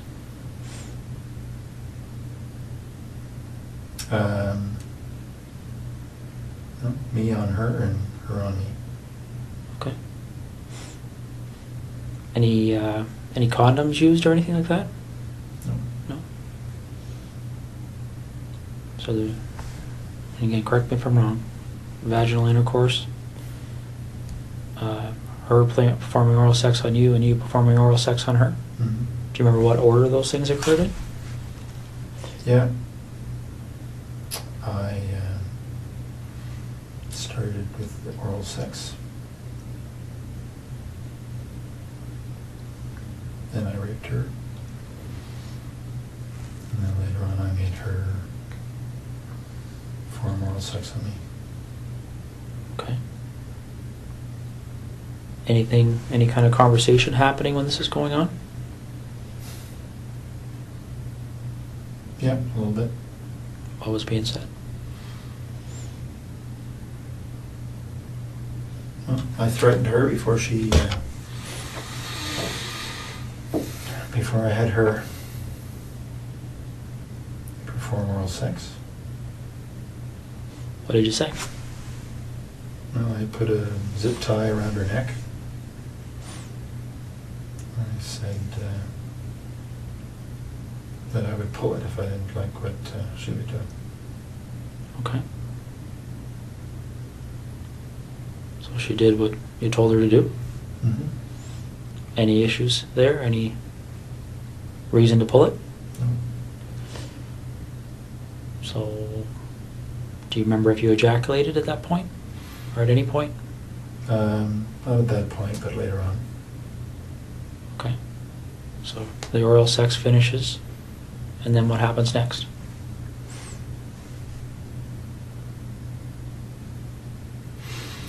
Well, I continued to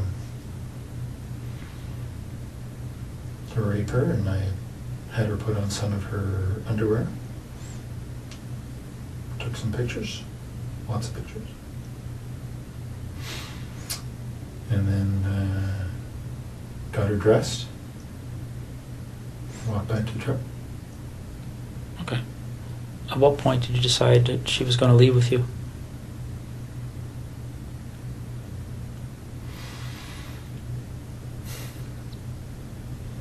I'm not sure. That wasn't necessarily always the plan. But at some point, I was there for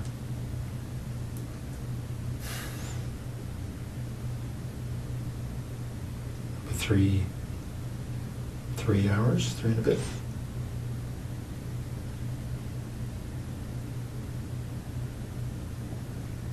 Okay. Do you remember the conversation about leaving? Was there any... Did she say anything about that, or what was she saying to you? She was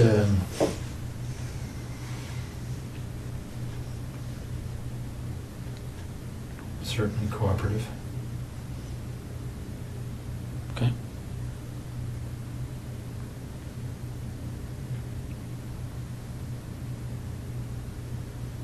cooperative can mean a number of different things. Was she excited about leaving with you? I mean, I don't want to be sarcastic, but No, she just didn't put up too much of a fuss. did she try and negotiate with you at all, or No. what did she say? Well, I told her that I would let her go later on. Okay. So when you take her out of your house, is she still bound, or Yep, how is that done? just hands behind her back. Okay. What about her feet? Anything there? No, she was walking freely. Okay. Barefoot or? No, she had those brown suede shoes on that had been reported. Okay. So where does she sit in your truck when you get to the truck? Front seat, passenger side. Okay. And where do you go? Straight to Tweed. Straight to your house in Tweed, or straight Yeah. to just the town? Straight to the house. No stops anywhere? No. Okay. What time, do you remember what time you arrived there?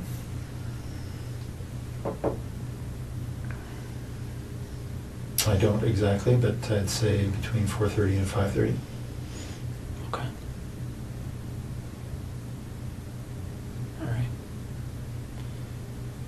When you were first there before she came home, do you remember, did anybody come to the door at all when you were in the house?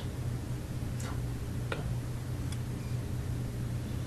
No, I think somebody had come home, somebody had come to the house just before she did, because I thought it was her, but then they left. I was outside at the time. Did you see who that person was, or what kind of vehicle they were in or anything? No. Saw the lights, I assumed it was her, and then all of a sudden they left, so I don't know what happened. Okay. Where were you when that first vehicle pulled up? In the back here. Okay. So you didn't have a view of the vehicle, you could just tell that there was a vehicle there, is that fair? Okay. So you get home, what, 4:35 you say? Hmm. Okay. And then what happens?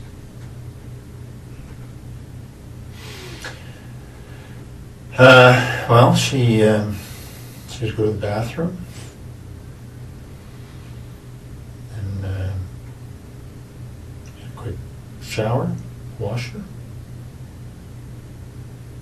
Then we went into my bedroom. And to sleep a little bit. She was tied up. How was she tied up at that point? Hands behind her back. I put tape over her eyes from the beginning. So that's what she had. Okay. When they find her, is that tape going to be there, or was it ever removed? No, I removed it. Okay. What kind of tape? Duct tape. All right.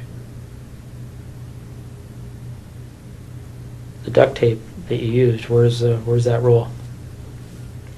It's all gone. I used the rest of it to bind her body. So, by all gone, is it with the body now? Mhm. Okay. So you said, who went to sleep when you came home? You had a shower, or she had a shower?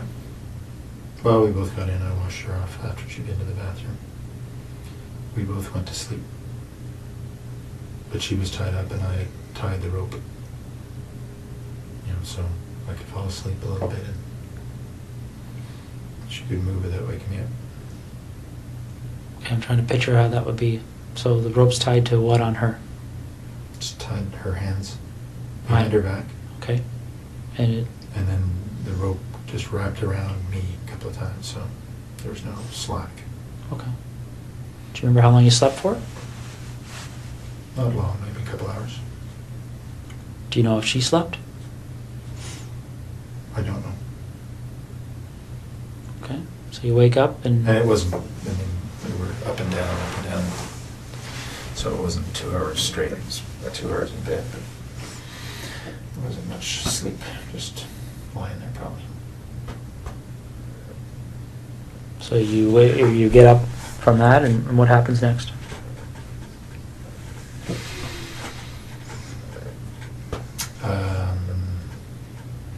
She had a seizure, actually. She felt it coming on, and because she'd had some before. Lasted quite a while. Got her dressed, into the family room,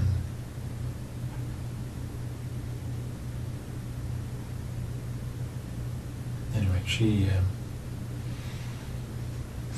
recovered. She got obviously stress,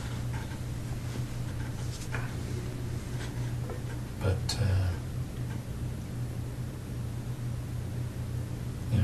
probably went on for about 15 minutes. Part of it.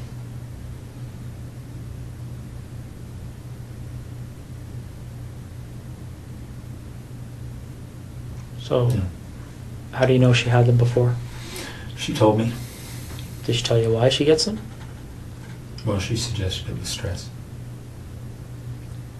Yeah, so she felt herself start to tense up and said she thought she was going to have a seizure.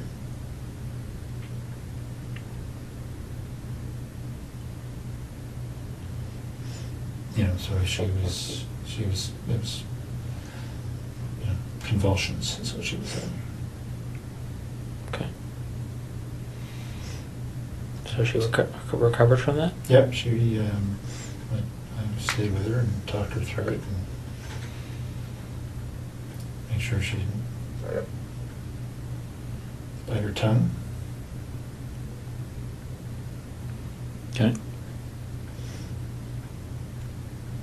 And then what happened? Well, then we had a little lie down right there because she was obviously exhausted. Put a cover over her and she went to sleep.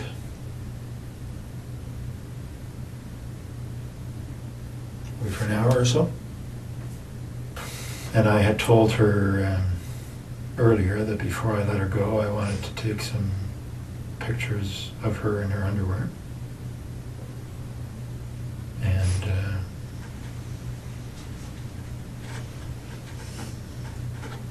have sex with her.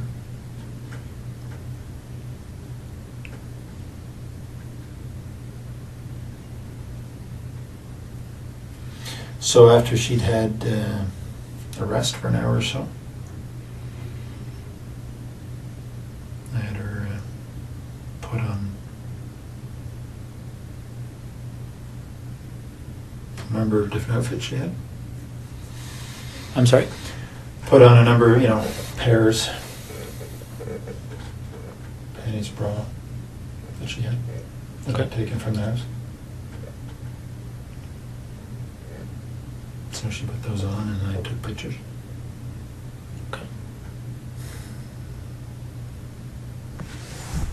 Are you in any of these pictures?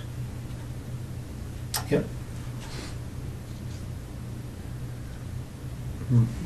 What kind of images are you in?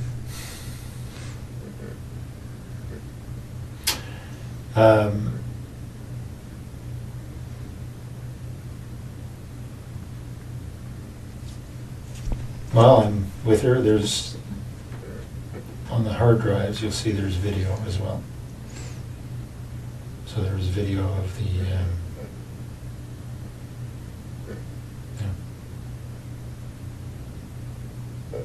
almost 4 hours, I guess.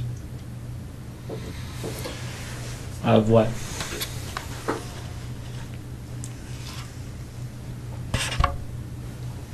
Well, of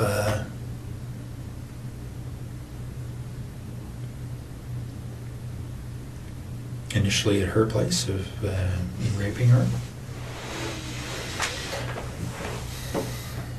and then so I was running the video and then taking still pictures. So the video pretty much covers everything. Did you use video at other places? At Marie France's as well. And is that video on the hard drives? Yep. Same type of activity? Yep. Although I didn't have her put on any stuff. Okay.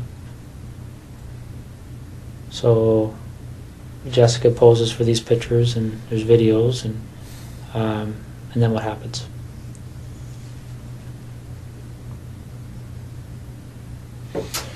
Then I got her dressed because she thought she was leaving. Got a bite to eat. Fruit.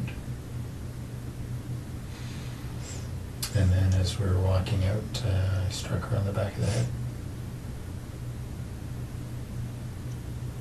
Okay. When did you decide to do that?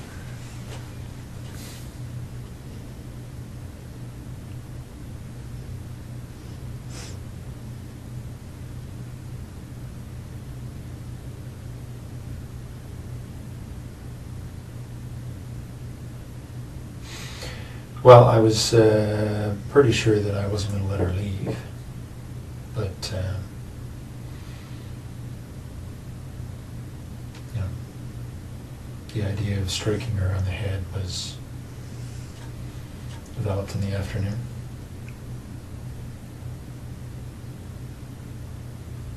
And what was that strike supposed to accomplish in your mind? What was the intent of doing that?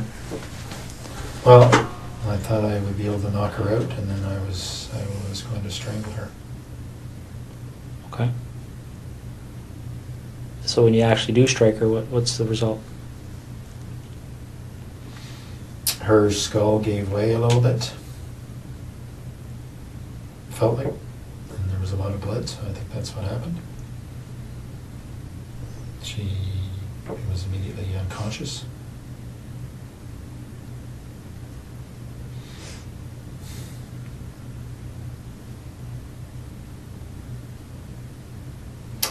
And then I strangled her. How'd you strangle her? The same rope. Just put her on her neck Okay. while she was unconscious.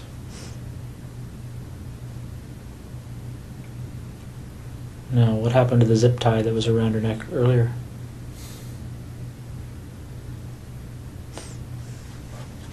I took it off. Around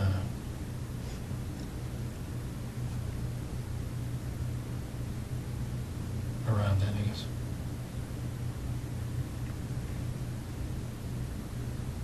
Did you take it off before you put the rope around her neck, or after, or do you remember? After she was dead. Oh, okay. So the zip tie was around her neck while you used the rope? Mhm. Okay. Did you leave the rope around her neck? No. Okay. And how did you know she was dead?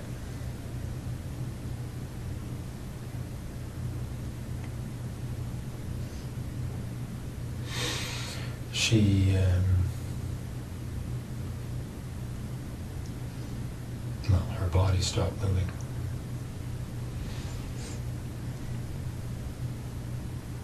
Okay.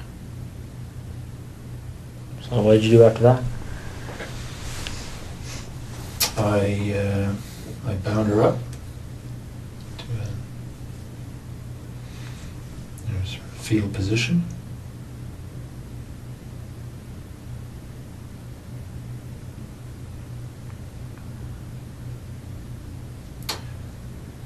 And cleaned up the floor.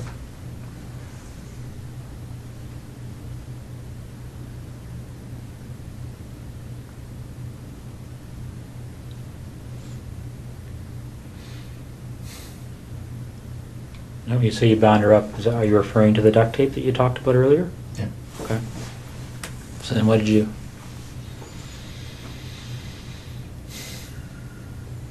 I put her in the garage.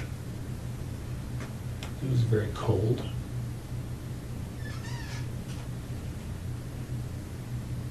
And then I went into the base. Okay. Why'd you go to the base? Pardon me? Why'd you go to the base? Because I was flying early the next morning. Okay. So what time did you leave to go to the base? Well, I told you about between 9 and 10 or so. On the Friday night? Yep. Okay. So you fly, and Then I drove home to Ottawa. so which night would you? Saturday night. So you land, and what time are you landing? 6:30. Okay. Saturday night. Did you go by the house in Tweed on your way to Ottawa? Or? No. So you drove straight home to Yeah. Ottawa? What time did you get there at? Do you remember? Sometime before midnight. I can't quite remember, but I think I went in the office first, did some work. So I think I got home to Ottawa just before midnight, something like that. I think. Not sure. I slept for a little bit at the Tim Hortons in Brockville. So it might be later. I honestly can't remember when I got to Ottawa, but Okay. yeah, midnight-ish, Saturday. Mm-hmm.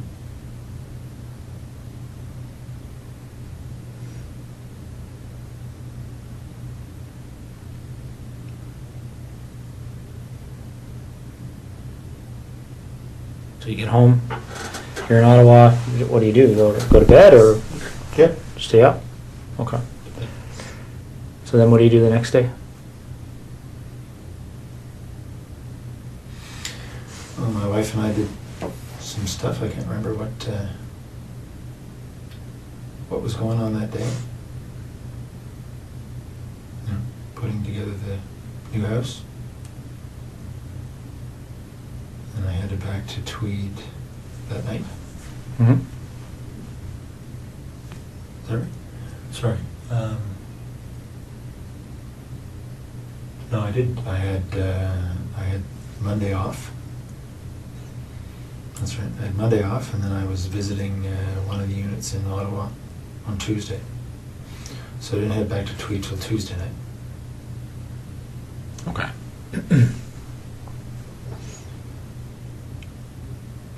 So you get back to Tweed, and what happens next? I took Jessica's body to that spot. Okay. That happened on Tuesday night? Just this past Tuesday, obviously. Okay. Do you remember what time that was? It was pretty late. It was midnight-ish. I'd say between midnight and 1 on Wednesday morning. Okay. What made you decide to measure that distance? That 0.7 kilometers? That's just the way I am. Numbers. Have to know the numbers. Okay. And how did you leave her? I just left her tucked behind a fairly large rock. Okay. Is that duct tape still on her? Mhm. And what else is on her? A couple of towels wrapped around her head, and the top and pants. She was wearing jeans. Okay. Did you ever go back there? No. Right.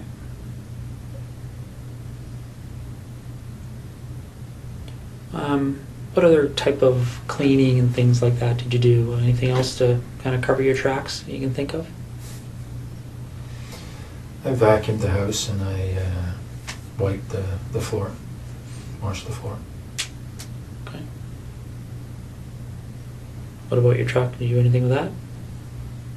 Just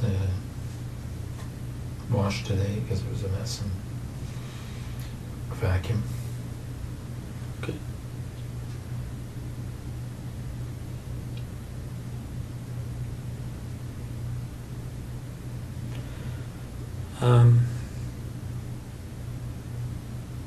So Marie Franz, when did it first occur to you to go to her house?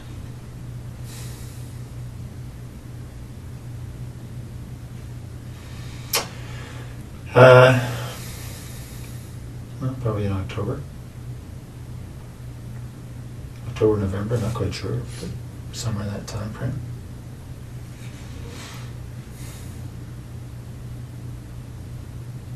And do you remember why you thought to do that?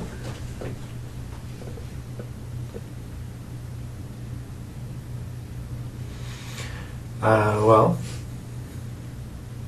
she had said she lived alone when the one time I met her. Mm-hmm.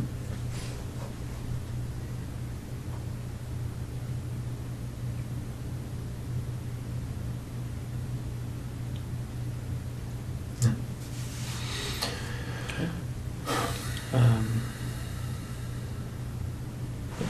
Just trying to understand why her versus the dozens of other women you probably come across on a daily basis.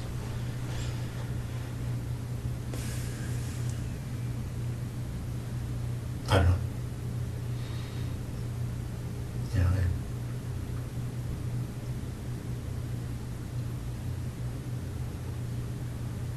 I went out there when she wasn't home just to see where she lived. And When did you do that? a couple of nights before. How did you know her address? There's a nominal roll for the basement. Okay. So when you go out there a couple of nights before, do you remember what night that was? When you were there first time? I don't, but it was within 2 or 3 nights, I think. Okay. Probably, well, no more than 4 anyway, something like that. And did you actually go into her house on that occasion, or did you? Okay. So what happened that night? How'd you get into her house? This window on the side of the basement, side window. Okay. And just to back step a bit, how did you get to her house that first night you went there? I drove. What did you drive? I think I drove my truck. Okay. Pathfinder. Do you remember where you parked it? Yeah, I parked it. A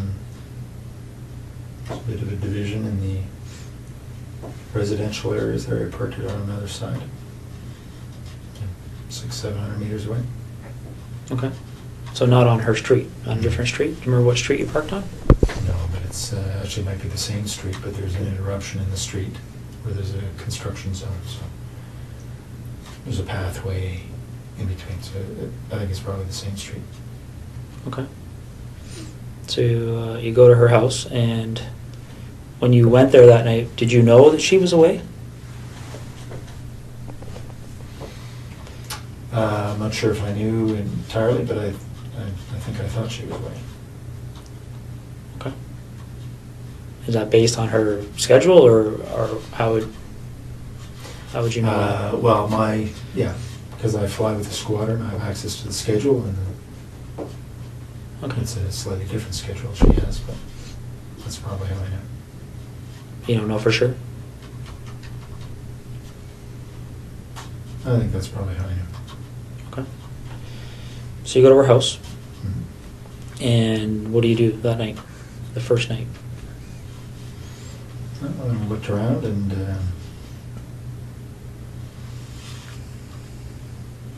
make sure that she was living there alone.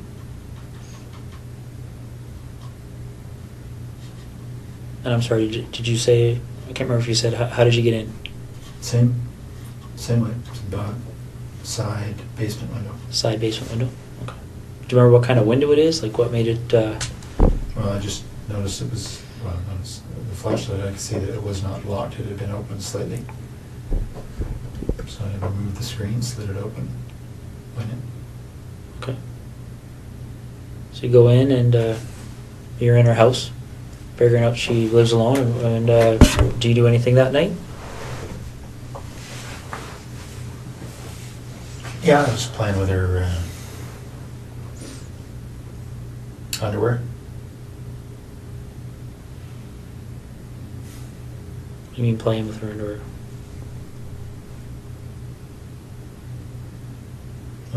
Wearing it. Okay. Doing anything else?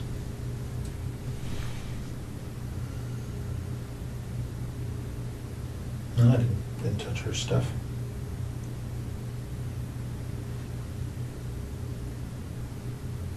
What do you mean you didn't touch her stuff? I mean, you touched her underwear, but... Yeah. So- Nothing else? Okay. Did you take any of the underwear with you that night? Yeah, a few pieces.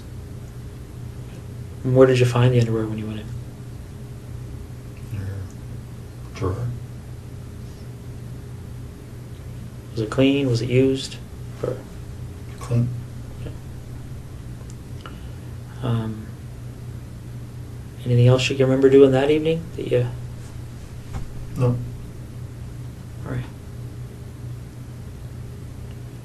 So,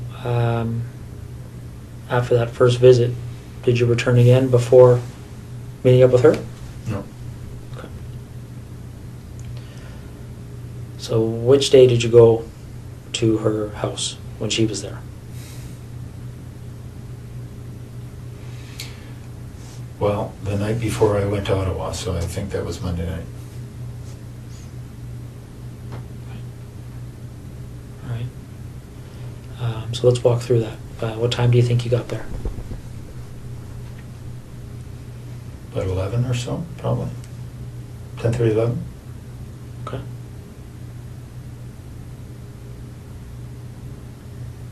Yeah, so she was on the phone in her room. I could hear that from the backyard. I got in through the side window. The same basement window? Mhm. How could you hear from the backyard? What was... Just hear her on the phone. From beside the house. Could hear her through the walls that she was on the phone. Okay. Any idea who she was talking to or what she was talking about? No, couldn't hear that well. Okay. So you go in through the basement window. And what are you wearing when this is happening?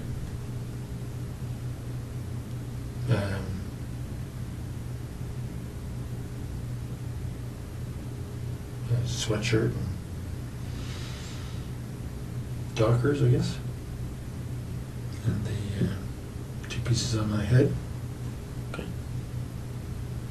And where are those 2 pieces now? Pieces that you wore on the head? They're probably in my bag, in my luggage bag in Edison in the bedroom. What does your luggage bag look like? It's a blue duffel bag type thing. It's right beside the bed. Okay. Is it the only blue duffel bag in your bedroom? Mhm. And these pieces, what do they look like again? It's a blue headband. Okay. Standard blue, winter headband. And black skull cap type thing. Okay. Any insignias or anything on them? Yeah, there are, but I don't know what they are. The blue headband has something stitched, a name of some sort stitched on it. And the skull cap has some sort of emblem, white emblem on the black. I don't know what it is. Are they like sports emblems or company emblems or? It's the manufacturer's. Okay. Anything else in that blue duffel bag? I don't think so. Is it full of things other than? Just my clothes. Okay.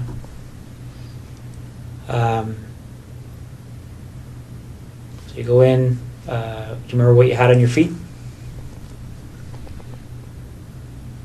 In the house there? When you went to Marie France's house? I don't know. Probably running shoes. There wasn't snow on the ground. So you go in and you're in the basement. And whereabouts in the basement are you? by the furnace. Okay. And what are you doing? What's your sort of plan at that point? I was waiting for her to go to bed. Okay. And how long did that take? Well, she didn't, because then she came down looking for the cat. All right. And what happens next? Well, as I described, I subdued her. Gave her the flashlight. But essentially, wrestled her to the ground and tied her up.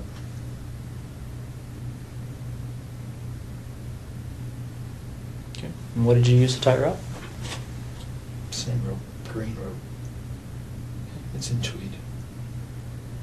Is it just green, or like how long is this piece of rope? It's probably 20 feet. It's a boat rope. It's got some red specks in it, I think. Okay. Is there lots of ropes in tweed, or is this probably the only rope? No, there are two lengths.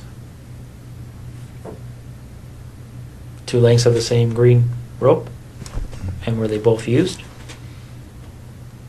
Well, I only ever had one with me, so I don't know if I used the same piece both times or not, but only 2 lengths of rope. Okay. So you tie her up. How did you tie her up after you subdued her? Okay. And what is she wearing at that point? She wasn't wearing anything to start with. So when she came down to the basement, she had no clothes on? Mm-hmm. She had some sort of a shawl over her shoulder. Okay. And she immediately dropped when she saw me. Did she say anything when she saw you? She did. She called out, "You bastard." Okay. And then what happened? Then I subdued her as I described. By hitting her with that red flashlight? Mm-hmm. Okay. Although they were more glancing blows. Cut her skin, but weren't doing much else. Okay. She fell over and then I subdued her. And she tripped. How did you tie her at that point? Like, I know you used the rope, but what did you tie her up like? Just I pulled her hands behind her back and just tied her wrists together. Okay. And then what happened after that? Then I took her upstairs.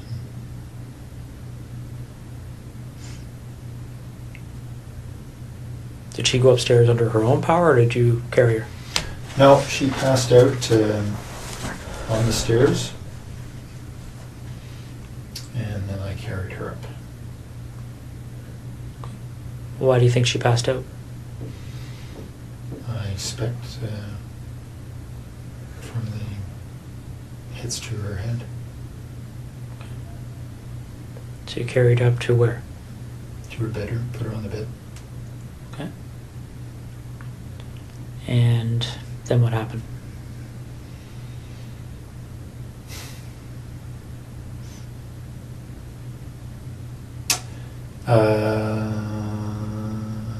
Well, as I described, I think she's on the bed.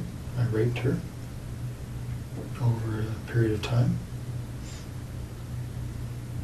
Okay. And again, just to be specific, what sex acts took place? Just vaginal. Your penis and her vagina? Yeah. Any condom used? No. Did you ejaculate? No. Did you ejaculate at any point with her? No. Okay.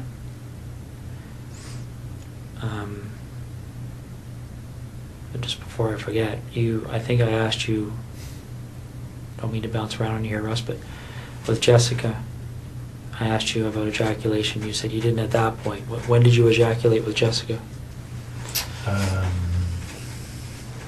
The second time or third time that I had her form oral sex. And was that at her residence or yours? Hers. Any other times that you ejaculated with her? Okay. When you ejaculated with Jessica, did you use anything to clean up, or? No. No? What happened to the ejaculate? She swallowed it. So getting back to Marie France, it's just straight vaginal sex, no condom, no ejaculation? Is that right? Yep. Okay. How long does that go for? Like, how long were you engaged in that activity?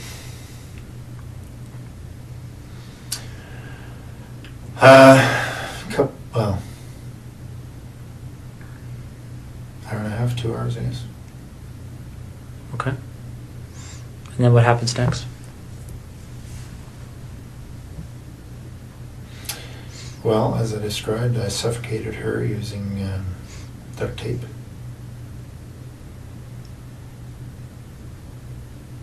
Why did you decide to do that?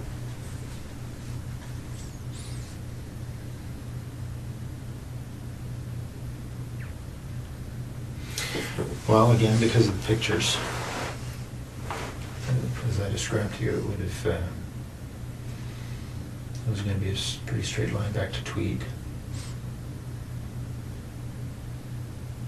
Okay. But why did you decide to use that method versus something else?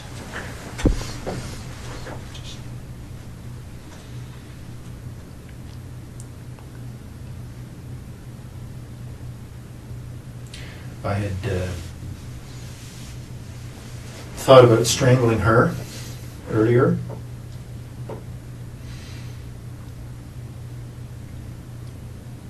That's on the video.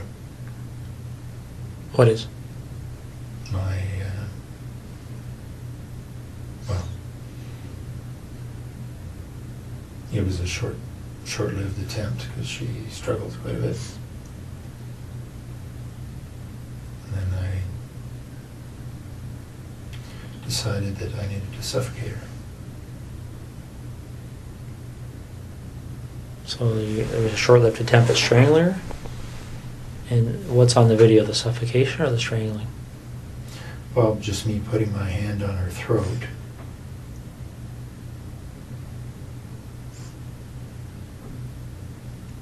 And then her responding. No surprise, very aggressively. Okay. Any videos of the suffocation part or pictures of that? Now, you mentioned that you brought the rope with you. Where did the duct tape come from? I brought it. Okay. And what did you do with it afterwards? I think it stayed in Tweed. What color of duct tape are we talking about? I know it comes in a variety of colors, but Gray. great.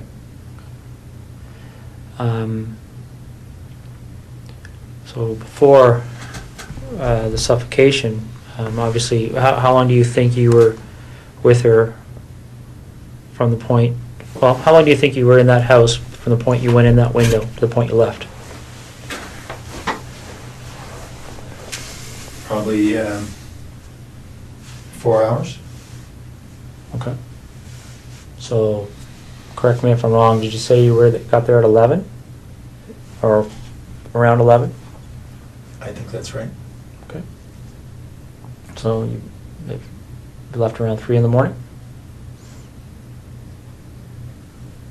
Well, I was in the basement for quite a while before she came down. Right? She wasn't going to bed. So I was probably in the basement for 30, 40 minutes. Okay. So by the time she saw me, it was probably closer to midnight. All right. But I didn't have a watch on, so I'm not sure. Any gloves? I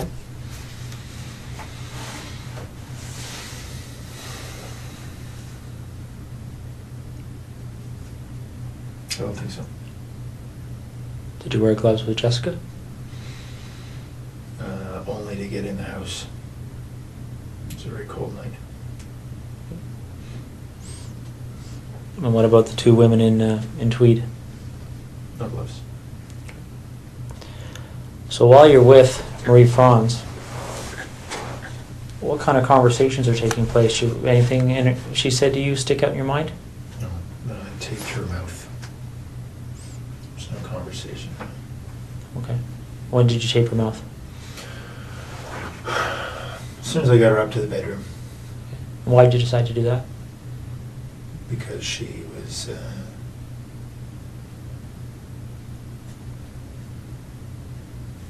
quite aggressive. In what way? I was confident she would have screamed given the chance.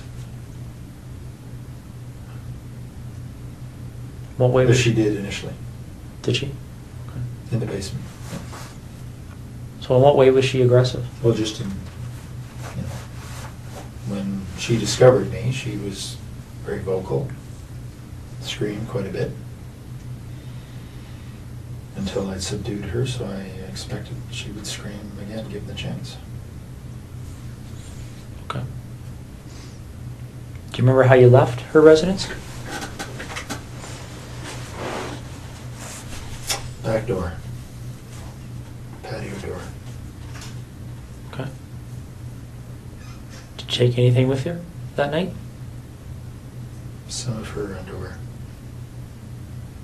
Anything else? No. All right. Did you do anything else to try and cover your tracks with Marie Franz?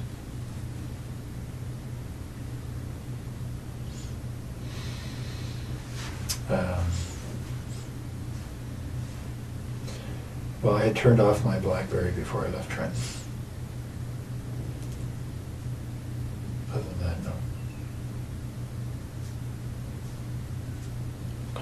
Do you remember trying to destroy any kind of evidence there, or anything that you thought may have produced evidence or anything? I took her sheets off the bed and ran them through the laundry.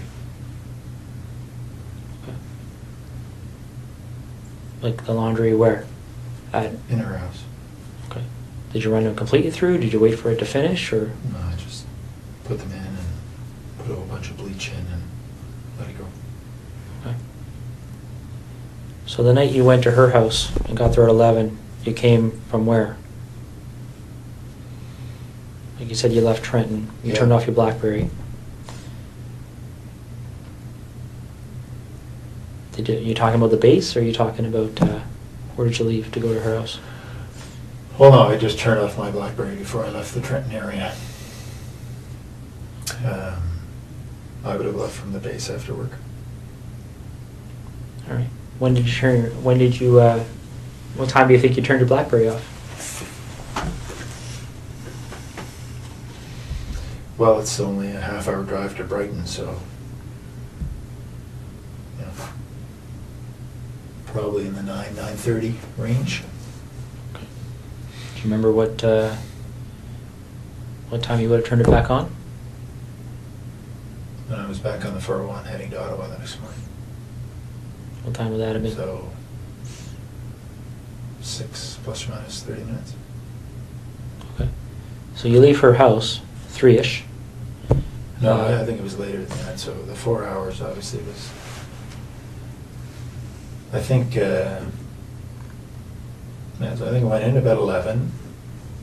Was in the basement for quite a while. Probably left her house closer to 4:30, somewhere in there. Okay. And where do you go? I drove to Ottawa. Straight to Ottawa? Yeah. Did you go by your house in Tweed or anything, or did you just go straight? No. Remember what route you took? Yeah. 401, but from her place, I think I went straight north on whatever the road is that goes straight through Brighton up to the 401, hit the 401 and headed east. Okay. And so you're going to, what's the meeting you're having that day in Ottawa? Remind me. It's a meeting on the C-17 acquisition project. Okay. And who ran that meeting? The project manager, Miss Sue Hale. Okay. Is that the only meeting around that time period you would have went to on that issue with Sue Hale? Hmm? There wasn't like a weekly meeting or anything like that? Okay. No, this is sort of a quarterly. All right. So the night you went, the night this happened, where did you park that night? As I said, across the gravel little roadway, it's probably the same road. Okay. Similar location to the first night? Yep. All right. Same vehicle? Yeah, truck. Okay. All right. Okay, let's talk about seeing as we're going backwards in time here, why don't we talk about the second incident in Tweed?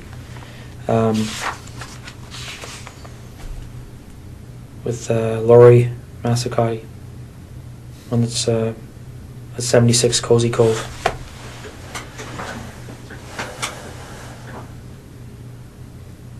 How did you decide on her? I knew she lived alone. That's it. And how did you know that? She lived 3 doors down and didn't know her, but I knew she was pretty lone. She had a boyfriend and hadn't been around.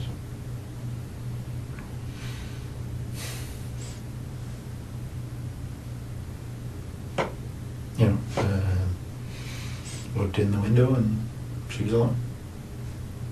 So she had a boyfriend, but he wasn't It too was- frequent? Okay. Well, he was. She told me that they were fighting, so that's why he hadn't been there. Okay. So,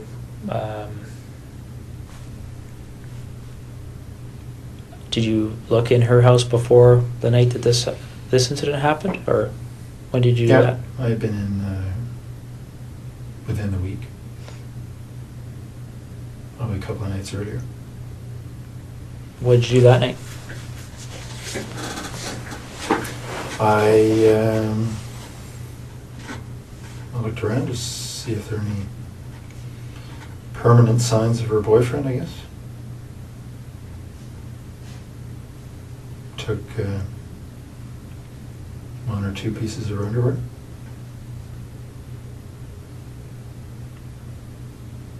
That's all. Okay. So the night you go there, when the incident happens, do you remember what time that was? It was pretty late. I probably got into the house around midnight. She was asleep on the couch. Well, I didn't know that, but I knew she was in there. And how'd you get in, sorry? Window in the back of the house. There's a little sunroom. Was it just something you had to slide, or how did you I had get to that? remove the screen and slide it up. Okay. So I got into the house and she was asleep in front of the TV.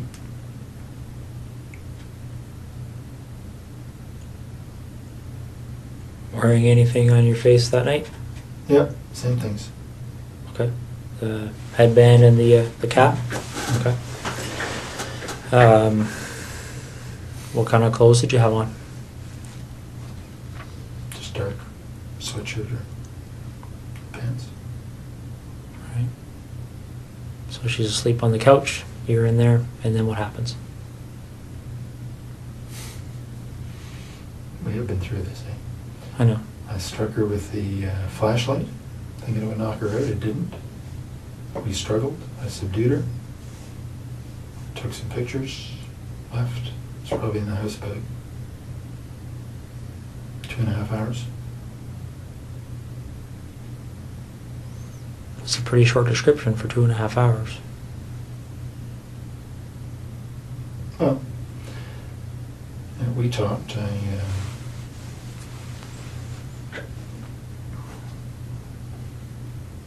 told her I wasn't going to hurt her.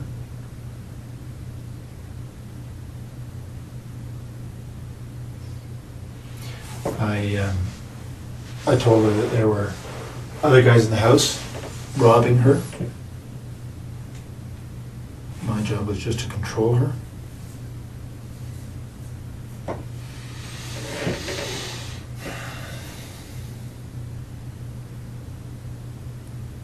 What did she say to that? She was scared. Worried she was going to be seriously hurt. Did she say that, or did you just assume that? No, she said that. She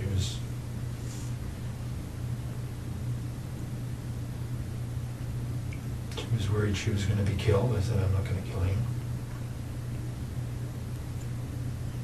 What did you do with, you said you took pictures of her, clothed, unclothed? Both. Clothed initially and then unclothed. Are you in any of those pictures? I don't think so. You just took them of her? What kind of camera are you using, by the way? What, It's a digital Sony. you just have the one camera? Yeah. And the video camera. Also, they're two separate? Yeah. Some cameras take video, right? And where is the camera and the video camera? In Tweed.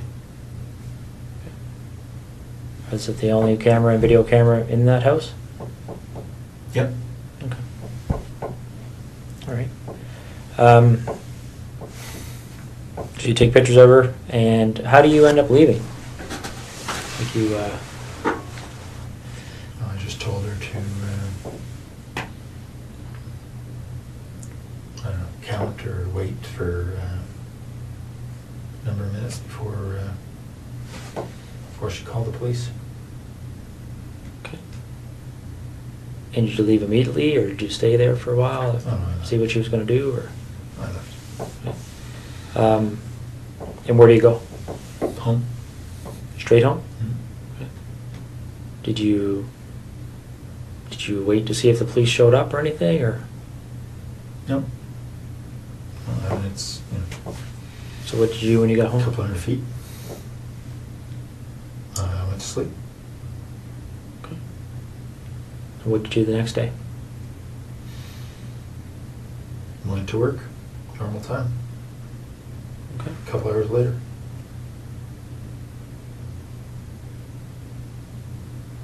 All right. Do you remember how her clothing was removed?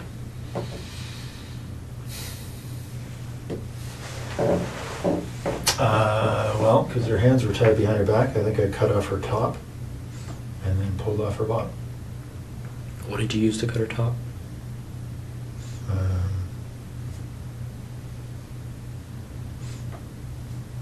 I can't remember if it was a knife or like a folding X-Acto knife or Leatherman or one of the two.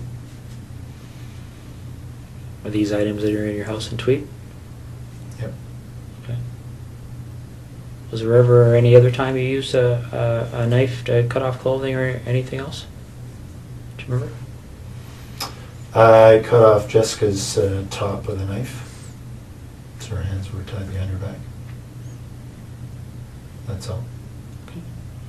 Where's that knife? Which knife did you use that time? That was the Leatherman. That was leather? Tweed. Is it the only Leatherman in Tweed? Mm-hmm. Okay. So on the 16th of September, when you went in that night, was that the first time you'd been in her house? Yep. Okay. And why her? Just because I'd seen her and she was cute.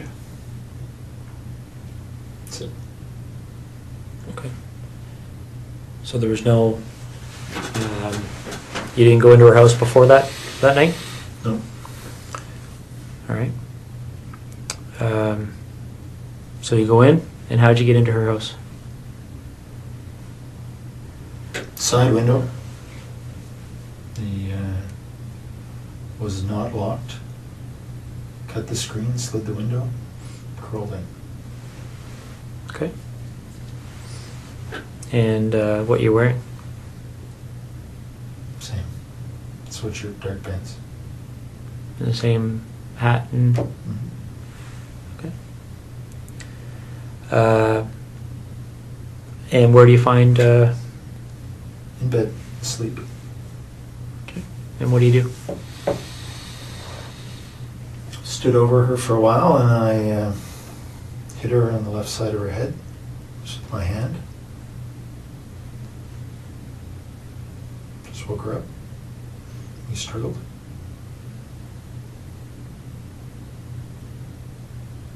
You know, I just lay on her.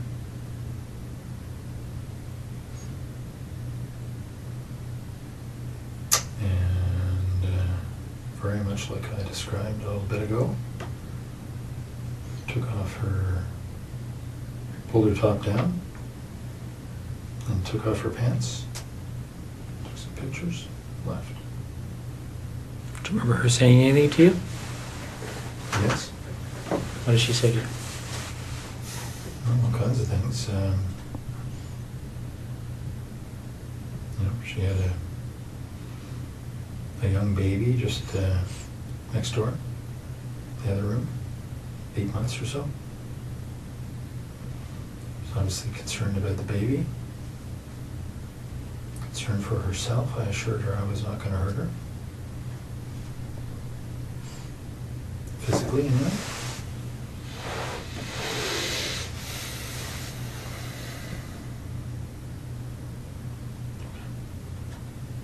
Okay. Any underwear taken from or Lori? Yep, both. And where would they be located? In tweed.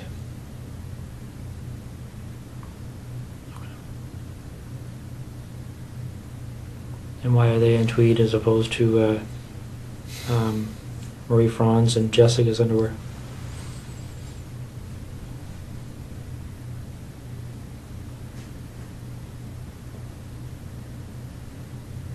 I don't know. Do you remember how much of their underwear you took?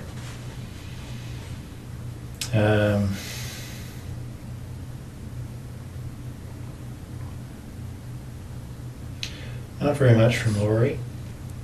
Did they know that you took their underwear? I don't know. You didn't discuss it with them or anything?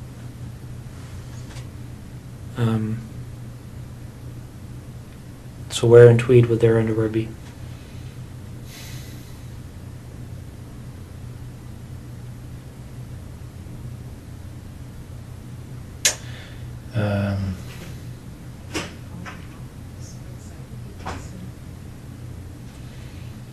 In the there's a laundry room area,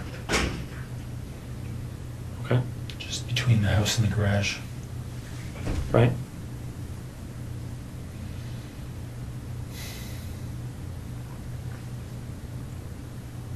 So where in that laundry room area would they be kept? There's a cupboard up top. They're in a duffel bag. What's the duffel bag look like? It's a green army duffel bag. Okay. Are they all in the same duffel bag? Is there anything else in that duffel bag? Just underwear. Okay.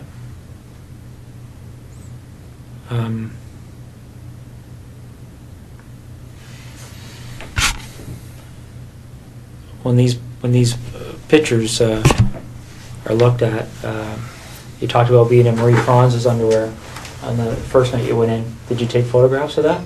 Yep. What about anybody else's underwear? Yep. Photos. Of you in their underwear? Mm-hmm. And where were those photos taken?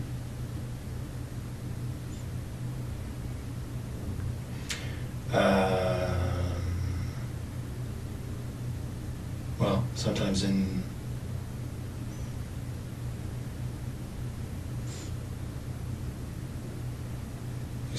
in Marie France's case, in her house. The other's in my house. In Tweed? Mhm. So is this a matter you would take the underwear, go back, and then at some point put the underwear on and take pictures? What about Jessica's underwear?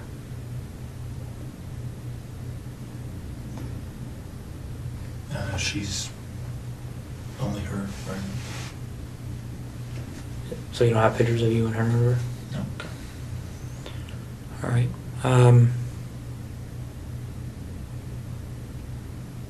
Okay.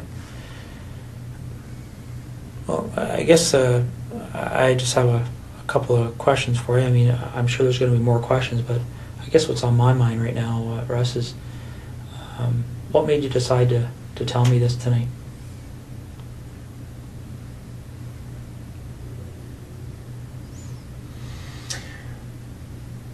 Mostly to make my wife's life easier.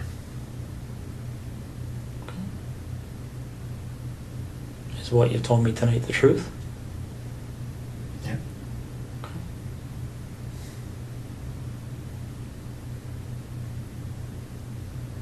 How do you feel about what you've done? Like what?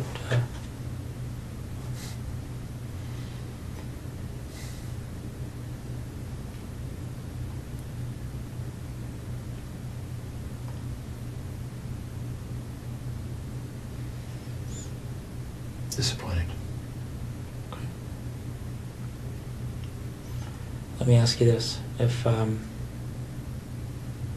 this didn't come to the point it's at right now, if for whatever reason you didn't end up on our radar, so to speak, do you think it would have happened again?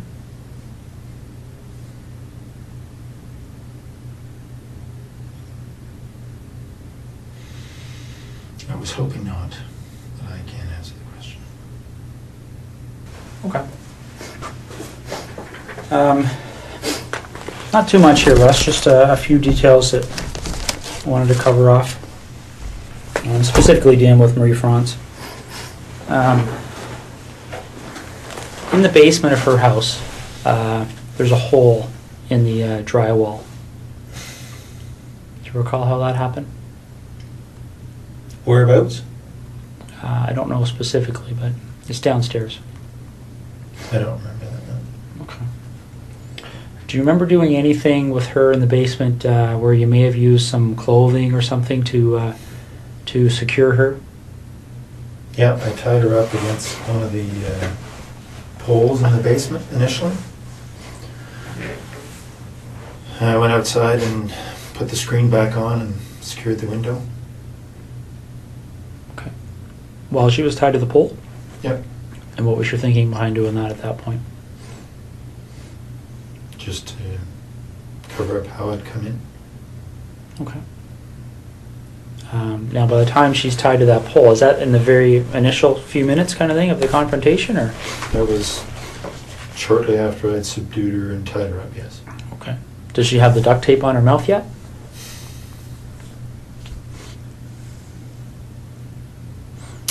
I think probably. Okay. The pictures will show it. All right. Now, in the upstairs bathroom, by her bedroom, there's looks like something's occurred in there. Do you remember that? Yep. What happened there? She had passed out on the bed, and I had gone to look out the front window, see if anybody was coming. And she got up and closed the bedroom door and raced into the bathroom trying to get somebody's attention. But her mouth was taped and her hands were tied. Okay. What did you do as a result of that? Well, I just got in and subdued her again and got her back into the bedroom. Didn't do anything, just regained control of her. Okay. If I remember correctly, there's a bit of blood in there. Do you know where that blood how that would have occurred? All the blood was from the initial hits as I was trying to subdue her. Okay. Her skin breaking with the blows to her head. Okay. Do you recall blood being in the bathroom? No, actually, I didn't have the light on in there, but it didn't surprise me. Okay. There's a pair of underwear and some socks on the floor of that bathroom that belonged to her. Do you remember how they got there? Do you remember seeing them? See them. What do you recall doing to her breasts? It's pretty clear that there was something happened to her breasts. Do you remember what that might have been? No, I certainly touched her breasts. I didn't do anything to hurt them. I remember that. No. Okay. All right. Well, Russ, Now, when I suffocated her, she was on her front, so may have been something there. But what do you mean? well, she was lying on the floor in the bedroom as I suffocated her, and obviously struggled. May have been in there that something happened, but I didn't do anything specific to her breasts. Okay. So when you suffocate her, that's when you had the duct tape over her mouth and nose, Mhm. and that's on the floor. Yeah. And then what happens after that? Well, she died, and I then took the duct tape off her head and put her on the bed and covered her up with duvet. Okay. And what was your thinking behind doing that?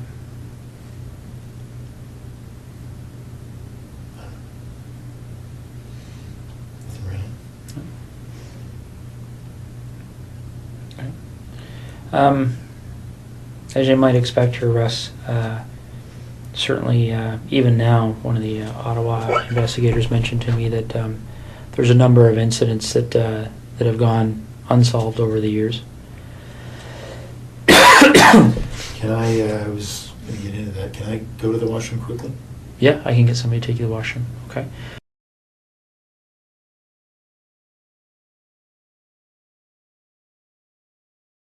Okay, I think that's where we'll stop tonight. But wacky, right? Yeah, he killed the two women, and then the other two women, one had a baby, and the other woman didn't have a baby. He didn't kill them, but then he escalated to the killing. And before that, he went into 62 residences where he would take pictures of himself, or he took the underwear, the lingerie. There were things that he even went into that 12-year-old's room and put stuff on him and took pictures and did stuff on the bed with himself and all that kind of stuff. Yeah. So they're going to start asking him about these other, when they say unsolved break-ins and stuff where people have, no, he's never seen this. Can you believe, too, Scooter? He is an interview virgin. He probably hasn't seen a lot of stuff. He didn't come from the true crime community, Scooter. You remember from whence he came. Okay, so your internet went out? Oh, heavens to Betsy. But we'll watch more about it next time. Now, I just want to tell you some things about him before we go and do the word cookie, and then we leave. But there's some things I want you to know about this guy. There are some things I want you to know about this guy. Okay, I told you, I don't know if you were all here, okay? He was born in England. His family immigrated to Canada when he was 5. He was born in 1963, and they moved to Canada when he was 1968. His father worked in a nuclear research laboratory. His father was an author, a big disciplinarian, and he would ridicule the mother, like he would insult his wife in public. He was that kind of a guy. He was loud, authoritative figure, right? And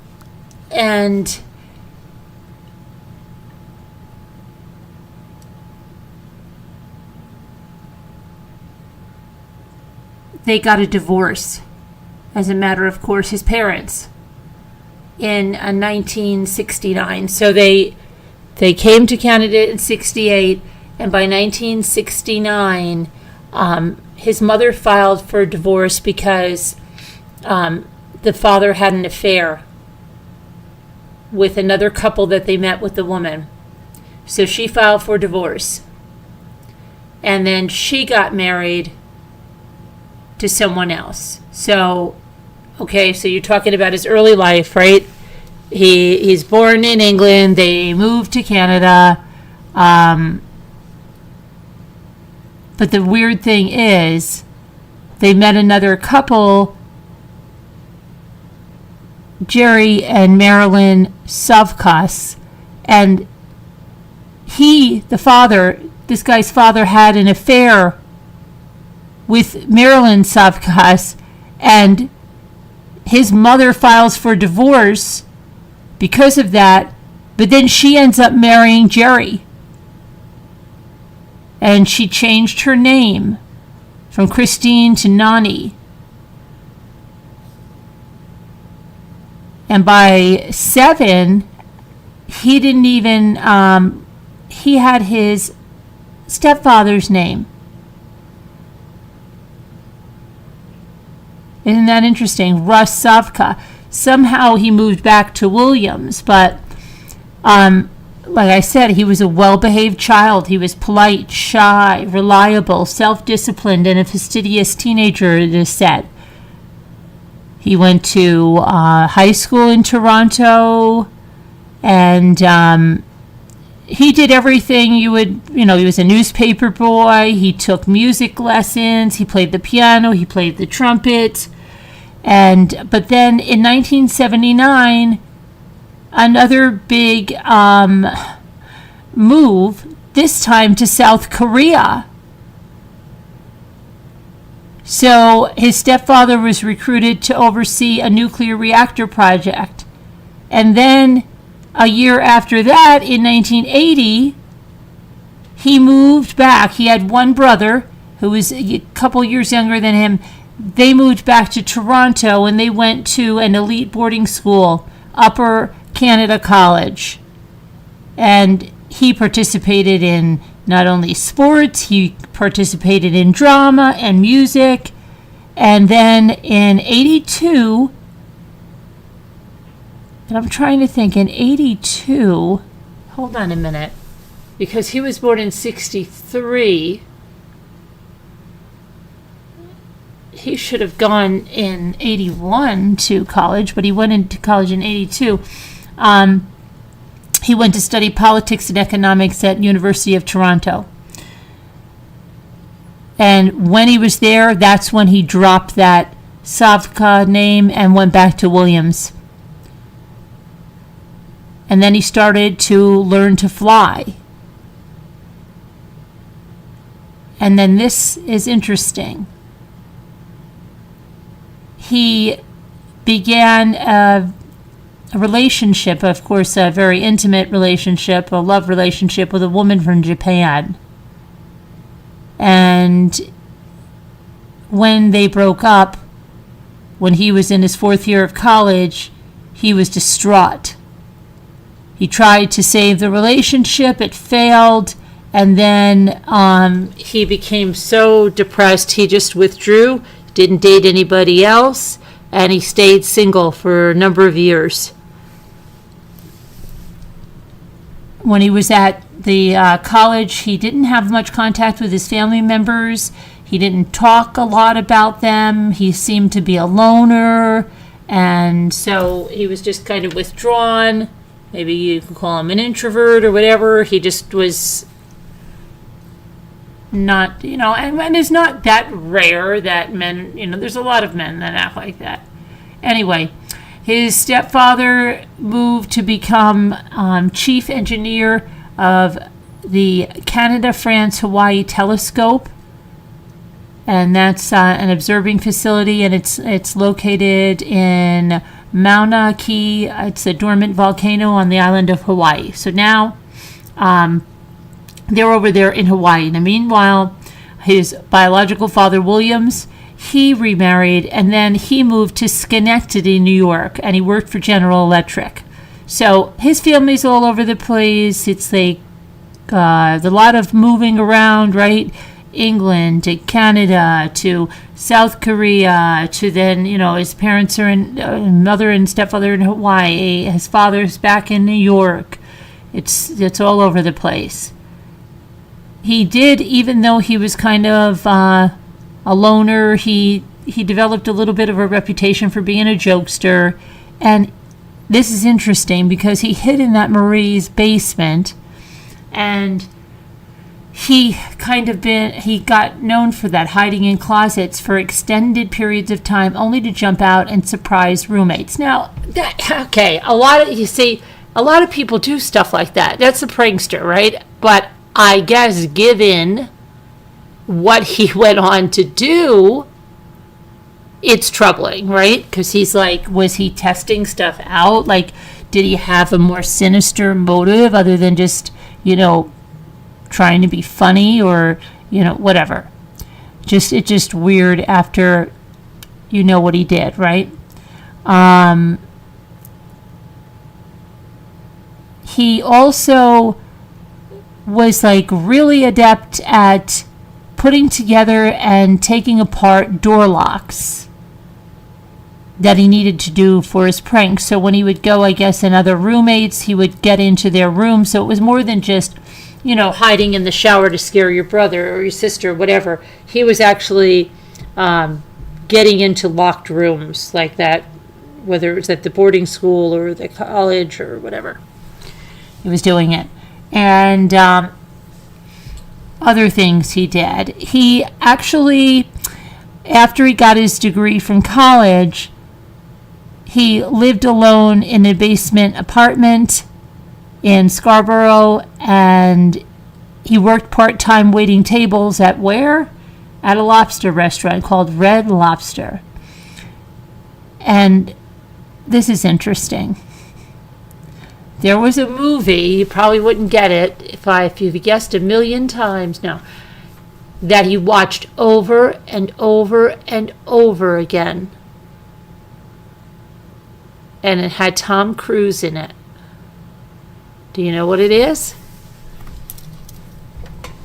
It was Tom Cruise in Top Gun. And I guess he became kind of a little bit obsessed with that.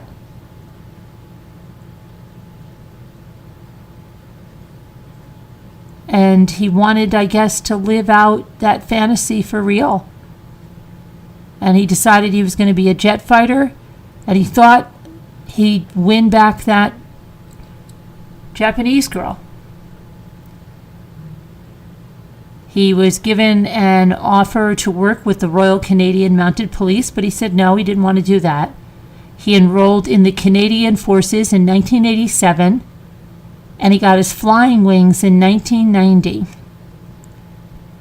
And that's when he was posted to CFB Portage La Prairie in Manitoba, and he served 2 years as a flying instructor. He was promoted to captain in 91, but I guess he got over the Japanese girl, and it didn't work out that way because he met someone else, and they got married in 1991, and that is Mary Elizabeth Harriman. They had a very nice ceremony in Winnipeg, and she was a graduate of the University of Guelph with a degree in applied science, and she later got a master's degree at St. Francis Xavier University in Nova Scotia. And then he was posted to CFB Shearwater in Nova Scotia. And in 94, he got transferred to Ottawa, where he transported VIPs and those high-ranking government officials, foreign dignitaries. Remember Queen Elizabeth and all that? Yeah. He was promoted to major in November, and he got a Master's of Defense Studies from the Royal Military College in 2004. Now think about that, 2004. His escapades, breaking into homes, started in 2007. So he was very busy, with his education, with moving up in his career, and all of that. His thesis argued for a preemptive war in Iraq. In June of 2004, he was promoted to lieutenant colonel, and in July, he was appointed to commanding officer. From December of 2005 to May of 2006, he served as the commanding officer of Camp Mirage, a covert logistics facility in Dubai. So now he's in Dubai, right? And this is all, remember, 2007 is the start of his criminal activity, right? In June of 2006, he goes back to Canada, and he was posted to the Director of Air Requirements at the National Defense Headquarters. So guess what happens? When he goes back to Canada, he has chronic pain, and they start prescribing him a whole bunch of drugs, including prednisone, and acquaintances later said that he'd been taking prednisone since he returned from Dubai, and that the pain of the medications that that he had that helped get rid of that contributed to his insomnia. So now he's not sleeping, taking a myriad of medications, and now they're going to sell their house. Well, here's when he gets in his life of stealing panties. I don't know what is going on, but this is crazy, right? So they sell their house and they buy a new townhouse in Ottawa's trendy Westboro Village. His wife, Mary Elizabeth, had become an associate executive director with the Heart and Stroke Foundation of Canada. And they spent their weekends together in Ottawa, but during the week, he lived alone in that cottage in Tweed. Now, that cottage in Tweed is where he brought Jessica Lloyd back and spent almost 24 hours with her in that cottage in Tweed, where he left her alone, left her dead in the garage. And that cottage in Tweed gave him some freedom. So that is right about the time that the burglaries, the stealing of the panties, the pictures, all of that started to happen in 2007. And so that's interesting. So he's staying in Tweed. So he's got a lot of time on his hands, right? He's living alone. And in 2008, he doesn't have any children, but an 18-year-old cat had to be put down. And apparently that seemed like a really, really painful loss for him. And people that knew him, after he was arrested and they started to interview and talk about him, they said that he was very, very distressed about the loss of his cat, and that he mentioned it many times in his subsequent police interrogation, which we will see. But you know what? That happened in 2008. And that's not the catalyst, because he was breaking into homes in 2007 and Curio was still alive. That was the cat's name. So yeah, that's not the catalyst for what this is, the cat, okay? A lot of people get upset when a pet dies. It's a normal reaction when you have a pet, especially a pet of 18 years and you don't have any children. That was probably like a child. I don't know why they're picking that. That is definitely not the catalyst for this. That's kind of a normal reaction. Okay. Him and his wife, like I said, while they didn't have kids together, they did do things together. They liked golf. They liked to golf together. They did gardening projects. And they purchased that cottage in Tweed in 2004. He was described as a good photographer. He also liked to fish, and he was a runner.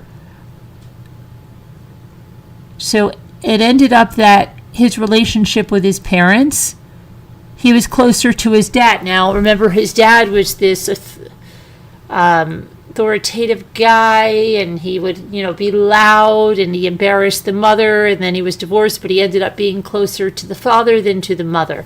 That's just the way it is, and okay. Now, his mother got divorced from the other guy in 2001, and when she did that, he cut off he cut off any relationship with his mother and with his brother. Now, guess what? His brother is a doctor in Bowmanville, Ontario.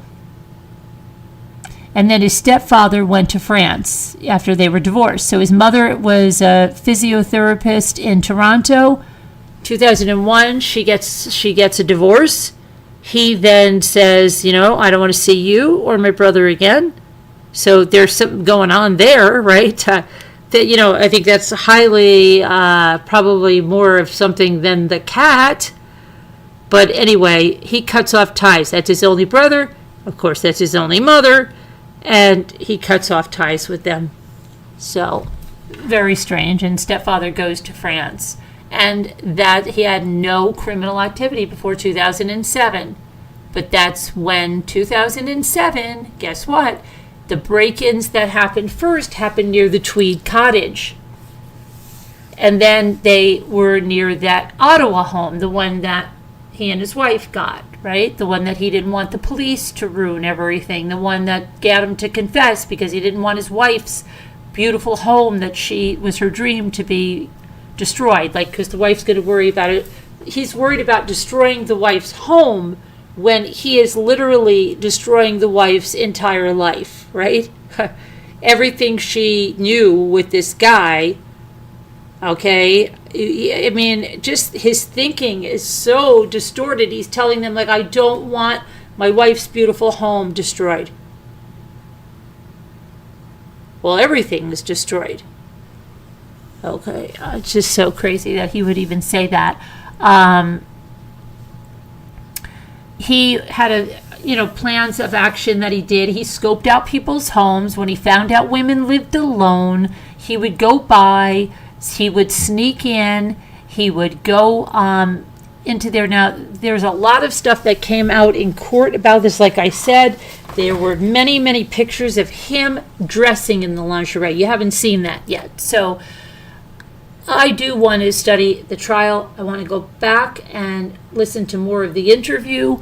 But, yeah, I mean, he did, some really gross things. He broke into the home that had a 12-year-old girl, and he spent almost 3 hours there posing around in the girl's underwear, the 12-year-old's underwear, standing in front of a mirror, putting clothing across his junk, okay, laying on her bed, playing with his junk. Then he went to a 15-year-old girl, and he was over there playing with his junk while holding a stuffed animal, a stuffed bear. Yeah. There were other photos of him where he was kissing lingerie and underwear and licking it. And this is really gross, so gross. But you can imagine that some of it was stained. Okay? Gross. Disgusting. Yeah. And a lot of these victims didn't even know or report these, invasions or whatever you want to call them, because they didn't even know. Because he was coming in just to get that stuff, take pictures, and he wasn't breaking windows and stuff. He was very good at getting into places. So,